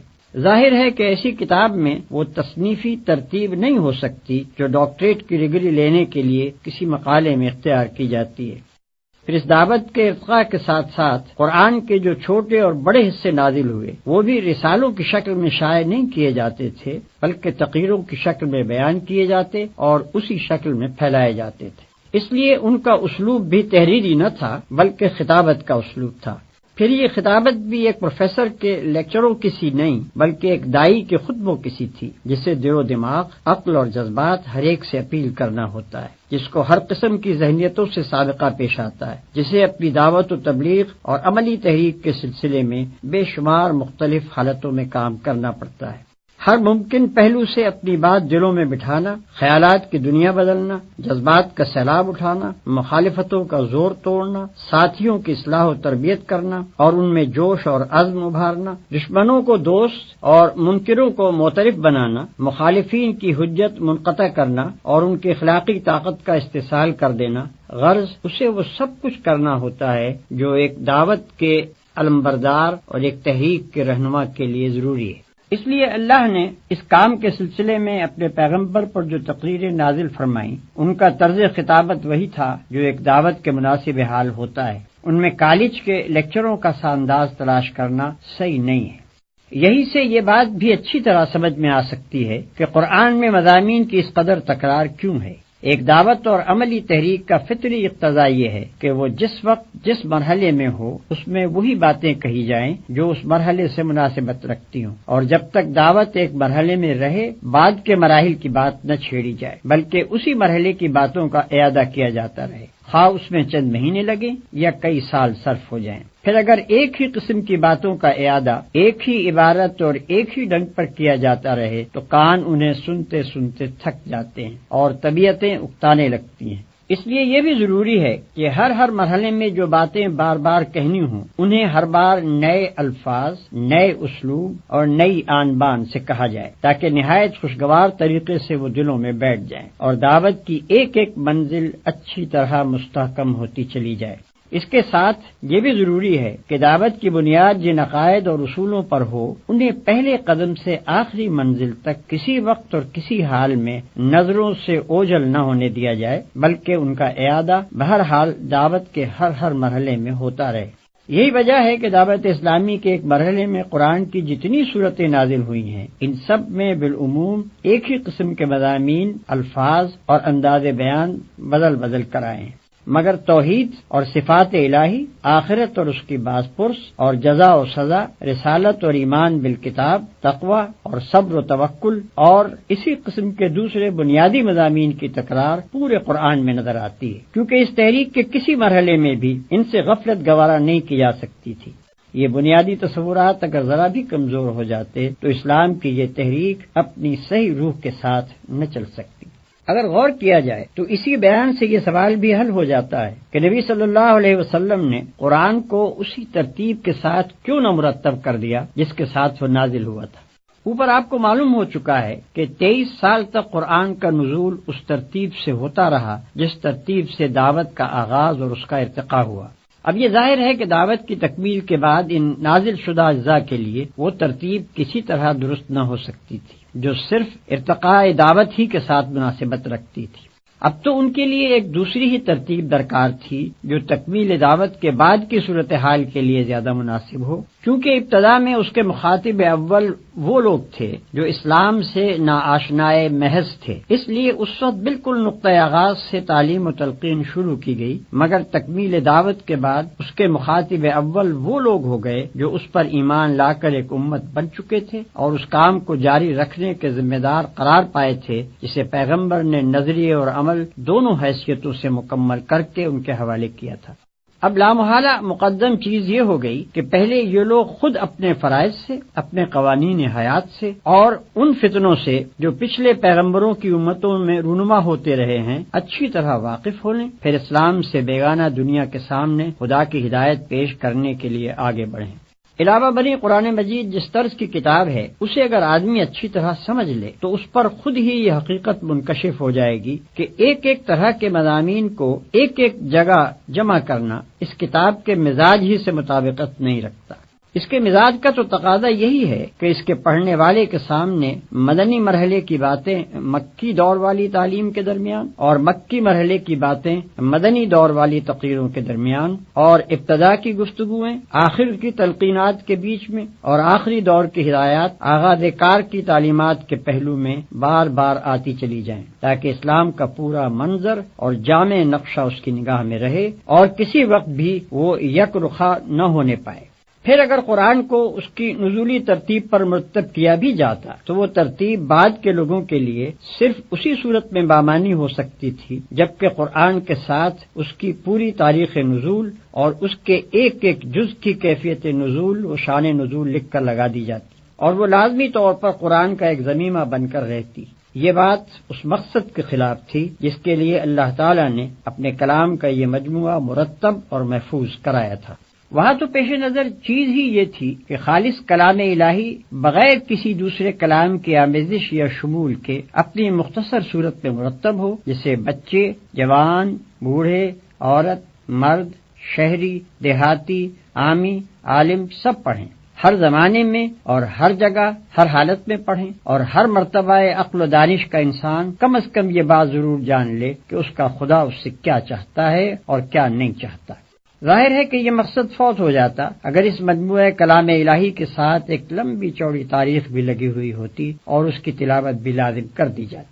حقیقت یہ ہے کہ قرآن کی موجودہ ترتیب پر جو لوگ اعتراض کرتے ہیں وہ اس کتاب کے مقصد و مدعا سے صرف نابلد ہی نہیں ہیں بلکہ کچھ اس غلط فہمی میں بھی مبتلا معلوم ہوتے ہیں کہ یہ کتاب محض علم تاریخ اور فلسفہ عمران کے طلبہ ہی کے لیے نازل ہوئی ہے۔ ترتیب قرآن کے سلسلے میں یہ بات بھی ناظرین کو معلوم ہو جانی چاہیے کہ یہ ترتیب بعد کے لوگوں کی دی ہوئی نہیں ہے بلکہ خود اللہ تعالیٰ کی ہدایت کے تحت نبی صلی اللہ علیہ وسلم ہی نے قرآن کو اس طرح مرتب فرمایا تھا۔ قاعدہ یہ تھا کہ جب کوئی صورت نازل ہوتی تو آپ اسی وقت اپنے کاتبوں میں سے کسی کو بلاتے اور اس کو ٹھیک ٹھیک قلم بند کرانے کے بعد ہدایت فرما دیتے کہ یہ صورت فلاں سورہ کے بعد اور فلاں سورہ سے پہلے رکھی جائے۔ اسی طرح اگر قرآن کا کوئی ایسا حصہ نازل ہوتا جس کو مستقل صورت بنانا پیش نظر نہ ہوتا تو آپ ہدایت فرما دیتے کہ اسے فلاں سورہ میں فلاں مقام پر درج کیا جائے۔ پھر اسی ترتیب سے آپ خود بھی نماز میں اور دوسرے مواقع پر قرآن مجید کی تلاوت فرماتے تھے اور اسی ترتیب کے مطابق صحابہ کرام بھی اس کو یاد کرتے تھے۔ لہذا یہ ایک ثابت شدہ تاریخی حقیقت ہے کہ قرآن مجید کا نزول جس روز مکمل ہوا اسی روز اس کی ترتیب بھی مکمل ہو گئی۔ جو اس کا نازل کرنے والا تھا وہی اس کا مرتب کرنے والا بھی تھا، جس کے قلب پر وہ نازل کیا گیا اسی کے ہاتھوں اسے مرتب بھی کرا دیا گیا، کسی دوسرے کی مجال نہ تھی کہ اس میں مداخلت کرتا۔ چونکہ نماز ابتدائی سے مسلمانوں پر فرض تھی اور واضح رہے کہ 5 وقتہ نماز تو بعثت کے کئی سال بعد فرض ہوئی، لیکن نماز بجائے خود اول روز ہی سے فرض تھی۔ اسلام کی کوئی سات کبھی ایسی نہیں گزری ہے جس میں نماز فرض نہ ہو، اور تلاوت قرآن کو نماز کا ایک ضروری جز قرار دیا گیا تھا۔ اس لیے نزول قرآن کے ساتھ ہی مسلمانوں میں حفظ قرآن کا سلسلہ جاری ہو گیا، اور جیسے جیسے قرآن اترتا گیا مسلمان اس کو یاد بھی کرتے چلے گئے۔ اس طرح قرآن کی حفاظت کا انحصار صرف کھجور کے ان پتوں اور ہڈی اور جھلی کے ان ٹکڑوں ہی پر نہ تھا جن پر نبی صلی اللہ علیہ وسلم اپنے کاتبوں سے اس کو قلم بند کرایا کرتے تھے، بلکہ وہ اترتے ہی 20 پھر سینکڑوں پھر ہزاروں پھر لاکھوں دلوں پر نقش ہو جاتا تھا، اور کسی شیطان کے لیے اس کا امکان ہی نہ تھا کہ اس میں ایک لفظ کا بھی رد و بدل کر سکے۔ نبی صلی اللہ علیہ وسلم کی وفات کے بعد جب عرب میں ارتداد کا طوفان اٹھا اور اس کے فرو کرنے کے لیے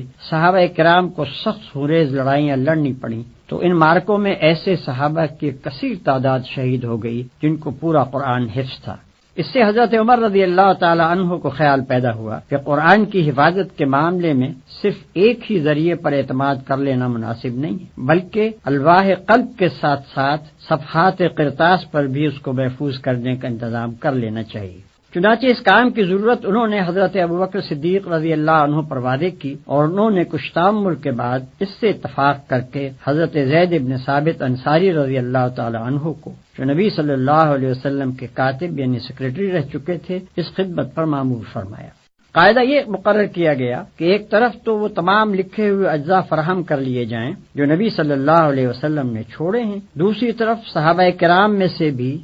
جس کے پاس قرآن یا اس کا کوئی حصہ لکھا ہوا ملے وہ ان سے لے لیا جائے۔ معتبر روایات سے معلوم ہوتا ہے کہ حضور صلی اللہ علیہ وسلم کی زندگی میں متعدد صحابہ کرام نے قرآن کو یا اس کے مختلف اجزاء کو اپنے پاس قلم بند کر کے رکھ چھوڑا تھا۔ چنانچہ اس سلسلے میں حضرات عثمان، علی، عبداللہ ابن مسعود، عبداللہ ابن عمر بن عاص، سالم مولا حذیفہ، زید بن ثابت، معاذ بن جبل، ابی بن کعب اور ابو زید قیس بن السکن رضی اللہ عنہم کے ناموں کی تصریح ملتی ہے۔ اور پھر حفاظ قرآن سے بھی مدد لی جائے اور ان تینوں ذرائع کی متفقہ شہادت پر کامل صحت کا اطمینان کرنے کے بعد قرآن کا ایک ایک لفظ مصحف میں ثبت کیا جائے۔ اس تجویز کے مطابق قرآن مجید کا ایک مستند نسخہ تیار کر کے ام المومنین حضرت حفصہ رضی اللہ عنہا کے ہاں رکھوا دیا گیا، اور لوگوں کو عام اجازت دے دی گئی کہ جو چاہے اس کی نقل کرے اور جو چاہے اس سے مقابلہ کر کے اپنے نسخے کی تصحیح کر لے۔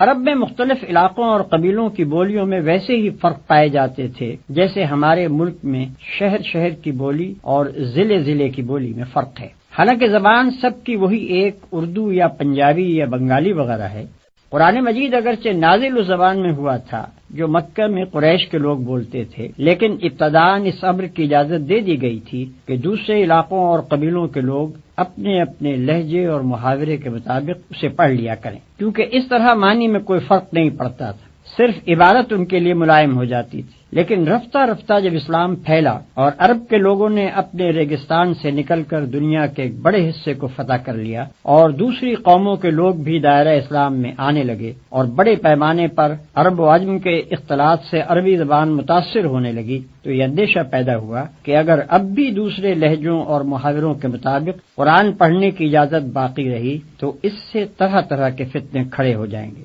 مثلا یہ کہ ایک شخص کسی دوسرے شخص کو غیر مانوس طریقے پر کلام اللہ کی تلاوت کرتے ہوئے سنے گا اور یہ سمجھ کر اس سے لڑ پڑے گا کہ وہ دانستہ کلام الہی میں تحریف کر رہا ہے، یا یہ کہ یہ لفظی اختلافات رفتہ رفتہ واقعی تحریفات کا دروازہ کھول دیں گے، یا یہ کہ عرب و عجم کے اختلاط سے جن لوگوں کی زبان بگڑے گی وہ اپنی بگڑی ہوئی زبان کے مطابق قرآن میں تصرف کر کے اس کے حسن کلام کو بگاڑ دیں گے۔ ان وجوہ سے حضرت عثمان رضی اللہ عنہ نے صحابہ کرام رضوان اللہ تعالی علیہم اجمعین کے مشورے سے یہ طے کیا کہ تمام ممالک اسلامیہ میں صرف اس معیاری نسخہ قرآن کی نقلیں شائع کی جائیں جو حضرت ابوبکر رضی اللہ عنہ کے حکم سے ضبط تحریر میں لایا گیا تھا، اور باقی تمام دوسرے لہجوں اور محاوروں پر لکھے ہوئے مصاحف کی اشاعت ممنوع قرار دے دی جائے۔ آج جو قرآن ہمارے ہاتھوں میں ہے یہ ٹھیک اسی مصحف صدیقی کے مطابق ہے جس کی نقلیں حضرت عثمان رضی اللہ عنہ نے سرکاری اہتمام سے تمام دیار و امسار میں بھجوائی تھیں۔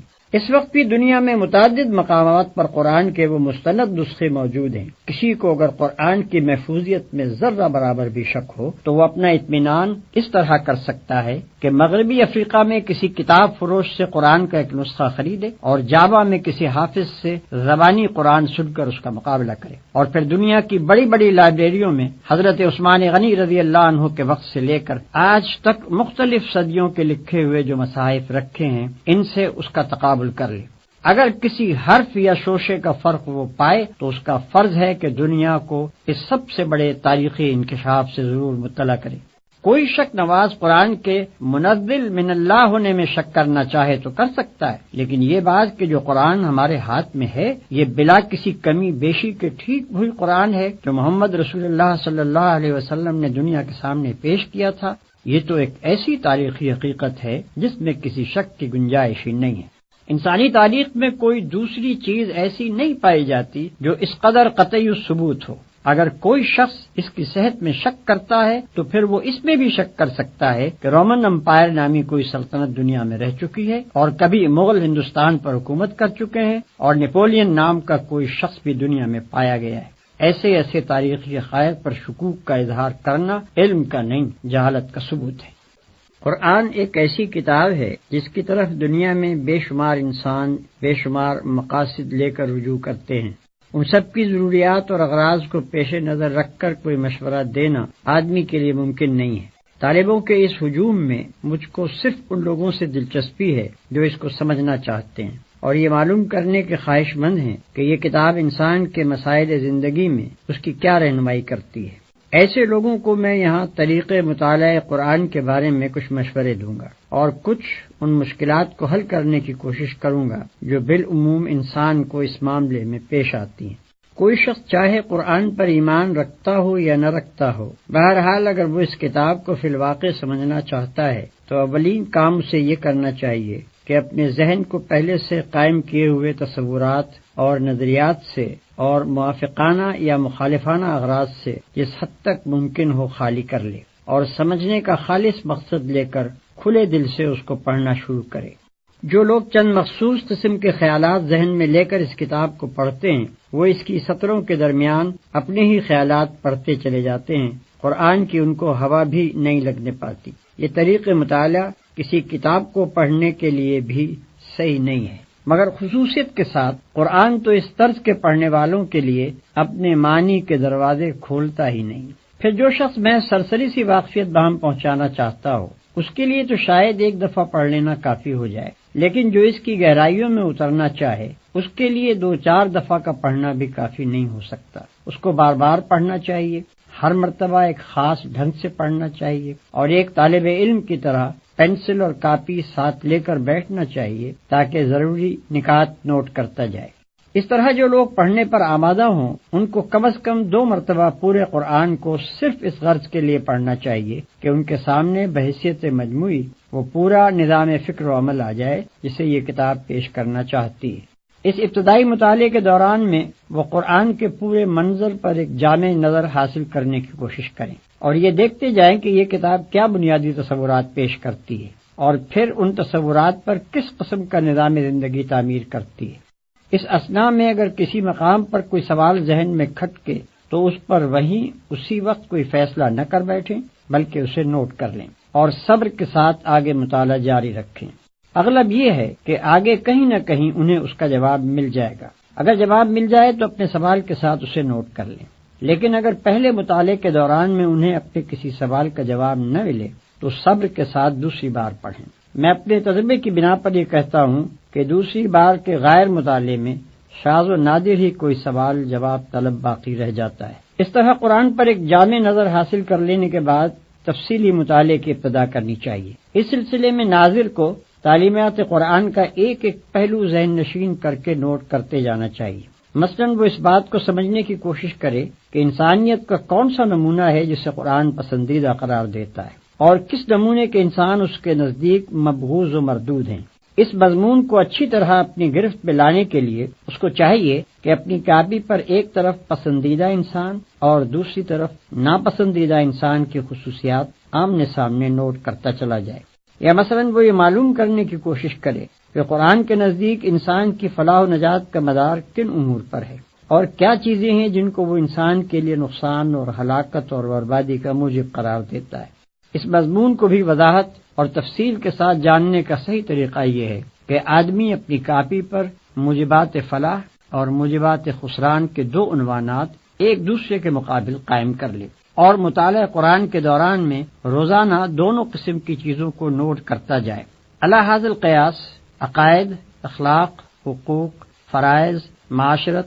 تمدن، معیشت، سیاست، قانون، نظم جماعت، صلح، جنگ اور دوسرے مسائل زندگی میں سے ایک ایک کے متعلق قرآن کی ہدایات کو آدمی نوٹ کرتا چلا جائے اور یہ سمجھنے کی کوشش کرے کہ ان میں سے ہر شعبے کی مجموعی شکل کیا بنتی ہے، اور پھر ان سب کو ملا کر جوڑ دینے سے پورا نقشہ زندگی کس قسم کا بنتا ہے۔ پھر جب آدمی کسی خاص مسئلہ زندگی کے بارے میں تحقیق کرنا چاہے کہ قرآن کا نقطہ نظر اس کے متعلق کیا ہے، تو اس کے لیے عمدہ طریقہ یہ ہے کہ پہلے وہ اس مسئلے کے متعلق قدیم و جدید لٹریچر کا گہرا مطالعہ کر کے واضح طور پر یہ معلوم کر لے کہ اس مسئلے کے بنیادی نکات کیا ہیں، انسان نے اب تک اس پر کیا سوچا اور سمجھا ہے، کیا امور اس میں تصفیہ طلب ہیں اور کہاں جا کر انسانی فکر کی گاڑی اٹک جاتی ہے۔ اس کے بعد انہی تصفیہ طلب مسائل کو نگاہ میں رکھ کر آدمی کو قرآن کا مطالعہ کرنا چاہیے۔ میرا تجربہ ہے کہ اس طرح جب آدمی کسی مسئلے کی تحقیق کے لیے قرآن پڑھنے بیٹھتا ہے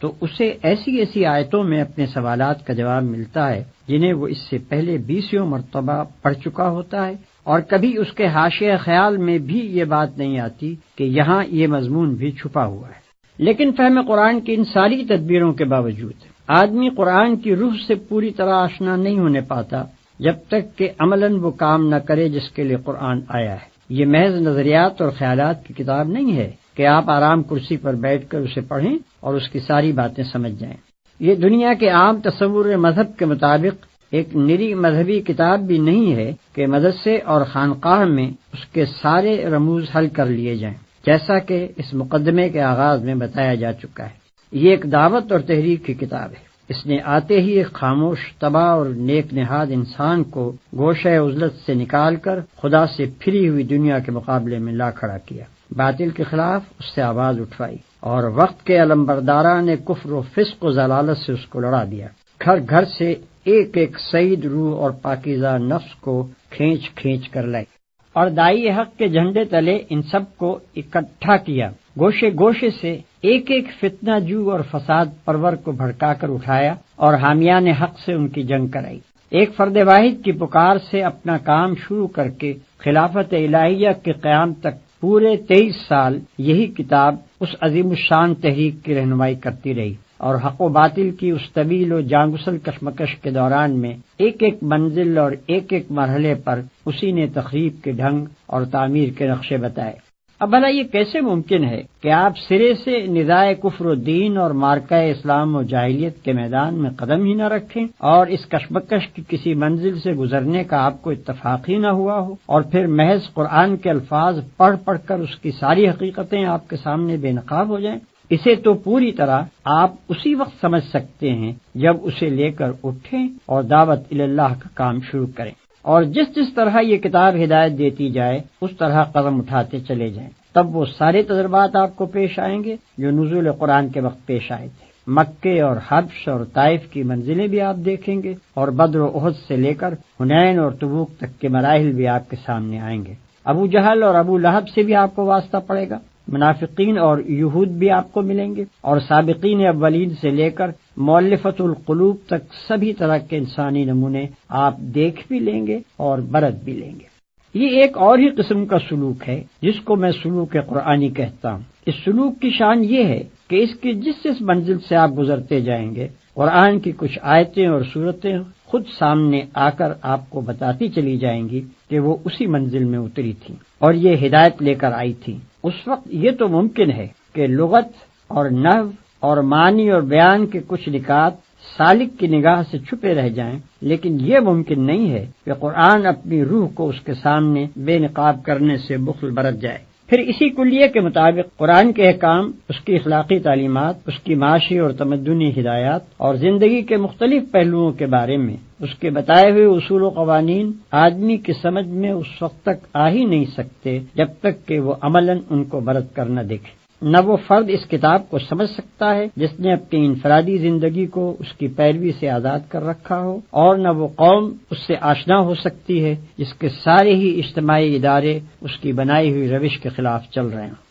قرآن کے اس دعوے سے ہر کہہ و مہ واقف ہے کہ وہ تمام نوع انسانی کی ہدایت کے لیے آیا ہے، لیکن جب کوئی شخص اس کو پڑھنے بیٹھتا ہے تو دیکھتا ہے کہ اس کا روح سخن زیادہ تر اپنے زمانہ نزول کے اہل عرب کی طرف ہے۔ اگرچہ کبھی کبھی وہ بنی آدم اور عامت الناس کو بھی پکارتا ہے، لیکن اکثر باتیں وہ ایسی کہتا ہے جو عرب کے مذاق، عرب ہی کے ماحول، عرب ہی کی تاریخ اور عرب ہی کے رسم و رواج سے ربط و تعلق رکھتی ہیں۔ ان چیزوں کو دیکھ کر آدمی سوچنے لگتا ہے کہ جو چیز عام انسانوں کی ہدایت کے لیے اتاری گئی تھی اس میں وقتی اور مقامی اور قومی عنصر اتنا زیادہ کیوں ہے۔ اس معاملے کی حقیقت کو نہ سمجھنے کی وجہ سے بعض لوگ اس شک میں پڑ جاتے ہیں کہ شاید یہ چیز اصل میں تو اپنے ہم عصر اہل عرب ہی کی اصلاح کے لیے تھی، لیکن بعد میں زبردستی کھینچ تان کر اسے تمام انسانوں کے لیے اور ہمیشہ ہمیشہ کے لیے کتاب ہدایت قرار دے دیا گیا۔ جو شخص یہ اعتراض محض اعتراض کی خاطر نہیں اٹھاتا بلکہ فی الواقع اسے سمجھنا چاہتا ہے، اسے میں مشورہ دوں گا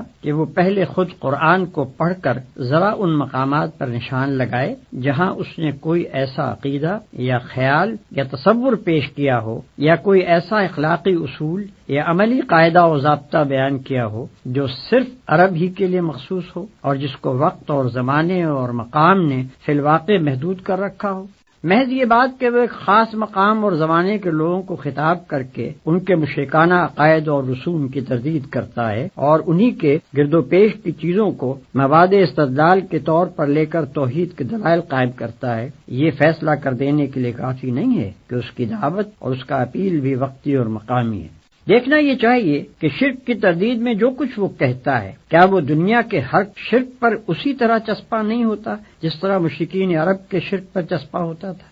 کیا انہی دلائل کو ہم ہر زمانے اور ہر ملک کے مشرکین کی اصلاح خیال کے لیے استعمال نہیں کر سکتے؟ اور کیا اس بات توحید کے لیے قرآن کے طرز استدلال کو تھوڑے سے رد و بدل کے ساتھ ہر وقت ہر جگہ کام میں نہیں لایا جا سکتا؟ اگر جواب اس بات میں ہے تو پھر کوئی وجہ نہیں کہ ایک عالمگیر تعلیم کو صرف اس بنا پر وقتی و مقامی قرار دیا جائے کہ ایک خاص وقت میں ایک خاص قوم کو خطاب کر کے وہ پیش کی گئی تھی۔ دنیا کا کوئی فلسفہ اور کوئی نظام زندگی اور کوئی مذہب فکر ایسا نہیں ہے جس کی ساری باتیں از اول تا آخر تجریدی ایبسٹریکٹ طرز بیان میں پیش کی گئیں اور کسی متعین حالت یا صورت پر اس کو چسپاں کر کے ان کی توضیح نہ کی گئی ہو۔ ایسی مکمل تجرید اول تو ممکن نہیں ہے، اور ممکن ہو بھی تو جو چیز اس طریقے پر پیش کی جائے گی وہ صرف صفحہ کاغذ ہی پر رہ جائے گی، انسانوں کی زندگی میں اس کا جذب ہو کر ایک عملی نظام میں تبدیل ہونا محال ہے۔ پھر کسی فکری و اخلاقی اور تمدنی تحریک کو اگر بین الاقوامی پیمانے پر پھیلانا مقصود ہو تو اس کے لیے بھی یہ قطعاً ضروری نہیں ہے، بلکہ سچ یہ ہے کہ مفید بھی نہیں ہے کہ شروع سے اس کو بالکل ہی بین الاقوامی بنانے کی کوشش کی جائے۔ در حقیقت اس کا صحیح عملی طریقہ صرف ایک ہی ہے، اور وہ یہ ہے کہ جن افکار اور نظریات اور اصولوں پر وہ تحریک انسانی زندگی کے نظام کو قائم کرنا چاہتی ہے انہیں پوری قوت کے ساتھ خود اس ملک میں پیش کیا جائے جہاں سے اس کی دعوت اٹھی ہو، ان لوگوں کے ذہن نشین کیا جائے جن کی زبان اور مزاج اور عادات و خصائل سے اس تحریک کے داعی بخوبی واقف ہوں، اور پھر اپنے ہی ملک میں ان اصولوں کو عملاً برت کر اور ان پر ایک کامیاب نظام زندگی چلا کر دنیا کے سامنے نمونہ پیش کیا جائے۔ تبھی دوسری قومیں اس کی طرف توجہ کریں گی اور ان کے ذہین آدمی خود آگے بڑھ کر اسے سمجھنے اور اپنے ملک میں رواج دینے کی کوشش کریں گے۔ لہذا محض یہ بات کہ کسی نظام فکر و عمل کو ابتداً ایک ہی قوم کے سامنے پیش کیا گیا تھا اور اس استدلال کا سارا زور اسی کو سمجھانے اور مطمئن کرنے پر صرف کر دیا گیا تھا، اس امر کی دلیل نہیں ہے کہ وہ نظام فکر و عمل محض قومی ہے۔ فی الواقع جو خصوصیات ایک قومی نظام کو ایک بین الاقوامی نظام سے اور ایک وقتی نظام کو ایک ابدی نظام سے ممیز کرتی ہیں وہ یہ ہیں کہ قومی نظام یا تو ایک قوم کی برتری اور اس کے مخصوص حقوق کا مدعی ہوتا ہے یا اپنے اندر کچھ ایسے اصول اور نظریات رکھتا ہے جو دوسری اقوام میں نہیں چل سکتے۔ اس کے برعکس جو نظام بین الاقوامی ہوتا ہے وہ تمام انسانوں کو برابر کا درجہ اور برابر کے حقوق دینے کے لیے تیار ہوتا ہے اور اس کے اصولوں میں بھی عالمگیریت پائی جاتی ہے۔ اسی طرح ایک وقتی نظام لازمی طور پر اپنی بنیاد کچھ ایسے اصولوں پر رکھتا ہے جو زمانے کی چند پلٹیوں کے بعد صریحاً ناقابل عمل ہو جاتے ہیں، اور اس کے برعکس ایک ابدی نظام کے اصول تمام بدلتے ہوئے حالات پر منطبق ہوتے چلے جاتے ہیں۔ ان خصوصیات کو نگاہ میں رکھ کر کوئی شخص خود قرآن کو پڑھے اور ان چیزوں کو ذرا متعین کرنے کی کوشش کرے جن کے بنا پر واقعی یہ گمان کیا جا سکتا ہو کہ قرآن کا پیش کردہ نظام وقتی اور قومی ہے۔ قرآن کے متعلق یہ بات بھی ایک عام ناظر کے کان میں پڑی ہوئی ہوتی ہے کہ یہ ایک مفصل ہدایت نامہ اور ایک کتاب عین ہے، مگر جب وہ اسے پڑھتا ہے تو اس میں معاشرت اور تمدن اور سیاست اور معیشت وغیرہ کے تفصیلی احکام و ضوابط اس کو نہیں ملتے، بلکہ وہ دیکھتا ہے کہ نماز اور زکوٰۃ جیسے فرائض کے متعلق بھی جن پر قرآن بار بار اس قدر زور دیتا ہے، اس نے کوئی ایسا ضابطہ تجویز نہیں کیا ہے جس میں تمام ضروری احکام کی تفصیل درج ہو۔ یہ چیز بھی آدمی کے ذہن میں خلجان پیدا کرتی ہے کہ آخر یہ کس معنی میں ہدایت نامہ ہے۔ اس معاملے میں ساری الجھن صرف اس لیے پیدا ہوتی ہے کہ آدمی کی نگاہ سے حقیقت کا ایک پہلو بالکل اوجھل رہ جاتا ہے، یعنی یہ کہ خدا نے صرف کتاب ہی نازل نہیں کی تھی بلکہ ایک پیغمبر بھی مبعوث فرمایا تھا۔ اگر اصل اسکیم یہ ہو کہ بس ایک نقشہ تعمیر لوگوں کو دے دیا جائے اور لوگ اس کے مطابق خود عمارت بنا لیں تو اس صورت میں بلا شبہ تعمیر کے ایک ایک جز کی تفصیل ہم کو ملنی چاہیے، لیکن جب تعمیری ہدایات کے ساتھ ایک انجینئر بھی سرکاری طور پر مقرر کر دیا جائے اور وہ ان ہدایات کے مطابق ایک عمارت بنا کر کھڑی کر دے تو پھر انجینئر اور اس کی بنائی ہوئی عمارت کو نظر انداز کر کے صرف نقشے ہی میں تمام جزیات کی تفصیل تلاش کرنا اور پھر اسے نہ پا کر نقشے کی ناتمامی کا شکوہ کرنا غلط ہے۔ قرآن جزیات کی کتاب نہیں ہے بلکہ اصول اور کلیات کی کتاب ہے۔ اس کا اصل کام یہ ہے کہ نظام اسلامی کی فکری اور اخلاقی بنیادوں کو پوری وضاحت کے ساتھ نہ صرف پیش کرے بلکہ عقلی استدلال اور جذباتی اپیل دونوں کے ذریعے سے خوب مستحکم بھی کر دے۔ اب رہی اسلامی زندگی کی عملی صورت، تو اس معاملے میں وہ انسان کی رہنمائی اس طریقے سے نہیں کرتا کہ زندگی کے ایک ایک پہلو کے متعلق تفصیلی ضابطے اور قوانین بتائے، بلکہ وہ ہر شعبہ زندگی کے حدود اربع بتا دیتا ہے اور نمایاں طور پر چند گوشوں میں سنگ نشان کھڑے کر دیتا ہے جو اس بات کا تعین کر دیتے ہیں کہ اللہ تعالیٰ کی مرضی کے مطابق ان شعبوں کی تشکیل و تعمیر کن خطوط پر ہونی چاہیے۔ ان ہدایات کے مطابق عملاً اسلامی زندگی کی صورت گری کرنا نبی صلی اللہ علیہ وسلم کا کام تھا۔ انہیں معمور ہی اس لیے کیا گیا تھا کہ دنیا کو اس انفرادی سیرت و کردار اور اس معاشرے اور ریاست کا نمونہ دکھا دیں جو قرآن کے دیے ہوئے اصولوں کی عملی تعبیر و تفسیر ہو۔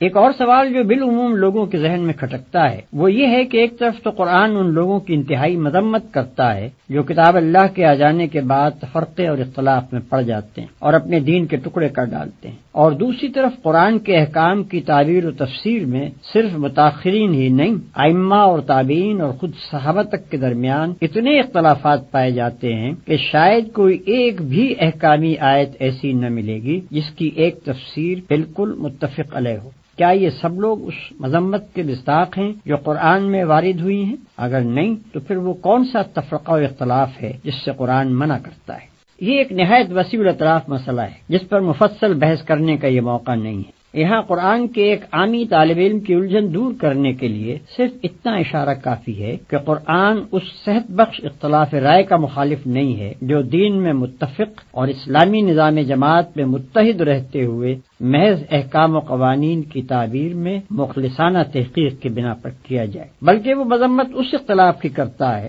جو نفسانیت اور کج نگاہی سے شروع ہو اور فرقہ بندی اور نزاع باہمی تک نوبت پہنچا دے۔ یہ دونوں قسم کے اختلاف نہ اپنی حقیقت میں یکساں ہیں اور نہ اپنے نتائج میں ایک دوسرے سے کوئی مشابہت رکھتے ہیں کہ دونوں کو ایک ہی لکڑی سے ہانک دیا جائے۔ پہلی قسم کا اختلاف تو ترقی کی جان اور زندگی کی روح ہے، وہ ہر اس سوسائٹی میں پایا جائے گا جو عقل و فکر رکھنے والے لوگوں پر مشتمل ہو۔ اس کا پایا جانا زندگی کی علامت ہے، اور اس سے خالی صرف وہی سوسائٹی ہو سکتی ہے جو ذہین انسانوں سے نہیں بلکہ لکڑی کے کندوں سے مرکب ہو۔ رہا دوسری قسم کا اختلاف تو ایک دنیا جانتی ہے کہ اس نے جس گروہ میں بھی سر اٹھایا اس کو پراگندہ کر کے چھوڑا، اس کا رونما ہونا صحت کی نہیں بلکہ مرض کی علامت ہے، اور اس کے نتائج کبھی کسی امت کے حق میں بھی مفید نہیں ہو سکتے۔ ان دونوں قسم کے اختلافات کا فرق واضح طور پر یوں سمجھیے کہ ایک صورت تو وہ ہے جس میں خدا اور رسول کی اطاعت پر جماعت کے سب لوگ متفق ہوں، احکام کا ماخذ بھی بالاتفاق قرآن و سنت کو مانا جائے، اور پھر دو عالم کسی جزوی مسئلے کی تحقیق میں یا دو قاضی کسی مقدمے کے فیصلے میں ایک دوسرے سے اختلاف کریں، مگر ان میں سے کوئی بھی نہ تو اس مسئلے کو اور اس میں اپنی رائے کو مدار دین بنائے اور نہ اس سے اختلاف کرنے والے کو دین سے خارج قرار دے، بلکہ دونوں اپنے اپنے دلائل دے کر اپنی حد تک تحقیق کا حق ادا کر دے۔ اور یہ بات رائے عام پر یا اگر عدالتی مسئلہ ہو تو ملک کی آخری عدالت پر، یا اگر اجتماعی معاملہ ہو تو نظام جماعت پر چھوڑ دیں کہ وہ دونوں رائےوں میں سے جس کو چاہیں قبول کریں یا دونوں کو جائز رکھیں۔ دوسری صورت یہ ہے کہ اختلاف سرے سے دین کی بنیادوں ہی میں کر ڈالا جائے، یا یہ کہ کوئی عالم یا صوفی یا مفتی یا متکلم یا لیڈر کسی ایسے مسئلے میں جس کو خدا اور رسول نے دین کا بنیادی مسئلہ قرار نہیں دیا تھا ایک رائے اختیار کرے اور خواہ مخواہ کھینچتان کر اس کو دین کا بنیادی مسئلہ بنا ڈالے، اور پھر جو اس سے اختلاف کرے اس کو خارج از دین و ملت قرار دے، اور اپنے حامیوں کا ایک جتھا بنا کر کہے کہ اصل امت مسلمہ بس یہ ہے اور باقی سب جہنمی ہیں، اور ہانک پکار کر کہے کہ مسلم ہے تو بس اس جتھے میں آ جا ورنہ تو مسلم ہی نہیں ہے۔ قرآن نے جہاں کہیں بھی اختلاف و فرقہ بندی کی مخالفت کی ہے اس سے اس کی مراد یہ دوسری قسم کا اختلاف ہی ہے۔ رہا پہلی قسم کا اختلاف تو اس کی متعدد مثالیں خود نبی صلی اللہ علیہ وسلم کے سامنے پیش آ چکی تھیں، اور آپ نے صرف یہی نہیں کہ اس کو جائز رکھا بلکہ اس کی تحسین بھی فرمائی، اس لیے کہ وہ اختلاف تو اس بات کا پتہ دیتا ہے کہ جماعت میں غور و فکر اور تحقیق و تجسس اور فہم و تفقع کی صلاحیتیں موجود ہیں، اور جماعت کے ذہین لوگوں کو اپنے دین سے اور اس کے احکام سے دلچسپی ہے، اور ان کی ذہانتیں اپنے مسائل زندگی کا حل دین کے باہر نہیں بلکہ اس کے اندر ہی تلاش کرتی ہیں، اور جماعت بحیثیت مجموعی اس زرین قاعدے پر عامل ہے کہ اصول میں متفق رہ کر اپنی وحدت برقرار رکھے، اور پھر اپنے اہل علم و فکر کو صحیح حدود کے اندر تحقیق و اجتہاد کی آزادی دے کر ترقی کے مواقع بھی باقی رکھے۔ ھذا ما عندی والعلم عند اللہ علیہ توکلت و الیہ انیب۔ اس مقدمے میں تمام ان مسائل کا استقصاء کرنا میرے پیش نظر نہیں ہے جو مطالعہ قرآن کے دوران میں ایک ناظر کے ذہن میں پیدا ہوتے ہیں، اس لیے کہ ان سوالات کا بیشتر حصہ ایسا ہے جو کسی نہ کسی آیت یا سورت کے سامنے آنے پر ذہن کو کھٹکتا ہے، اور اس کا جواب تفہیم القرآن میں برسر موقع دے دیا گیا ہے۔ لہذا ایسے سوالات کو چھوڑ کر میں نے یہاں صرف ان جامع مسائل سے بحث کی ہے جو بحیثیت مجموعی پورے قرآن سے تعلق رکھتے ہیں۔ ناظرین کرام سے میری درخواست ہے کہ صرف اس مقدمے کو دیکھ کر ہی اس کے تشنہ ہونے کا فیصلہ نہ کر دیں، بلکہ پوری کتاب کو دیکھنے کے بعد اگر ان کے ذہن میں کچھ سوالات جواب طلب باقی رہ جائیں یا کسی سوال کے جواب کو وہ ناکافی پائیں تو مجھے اس سے مطلع فرمائیں۔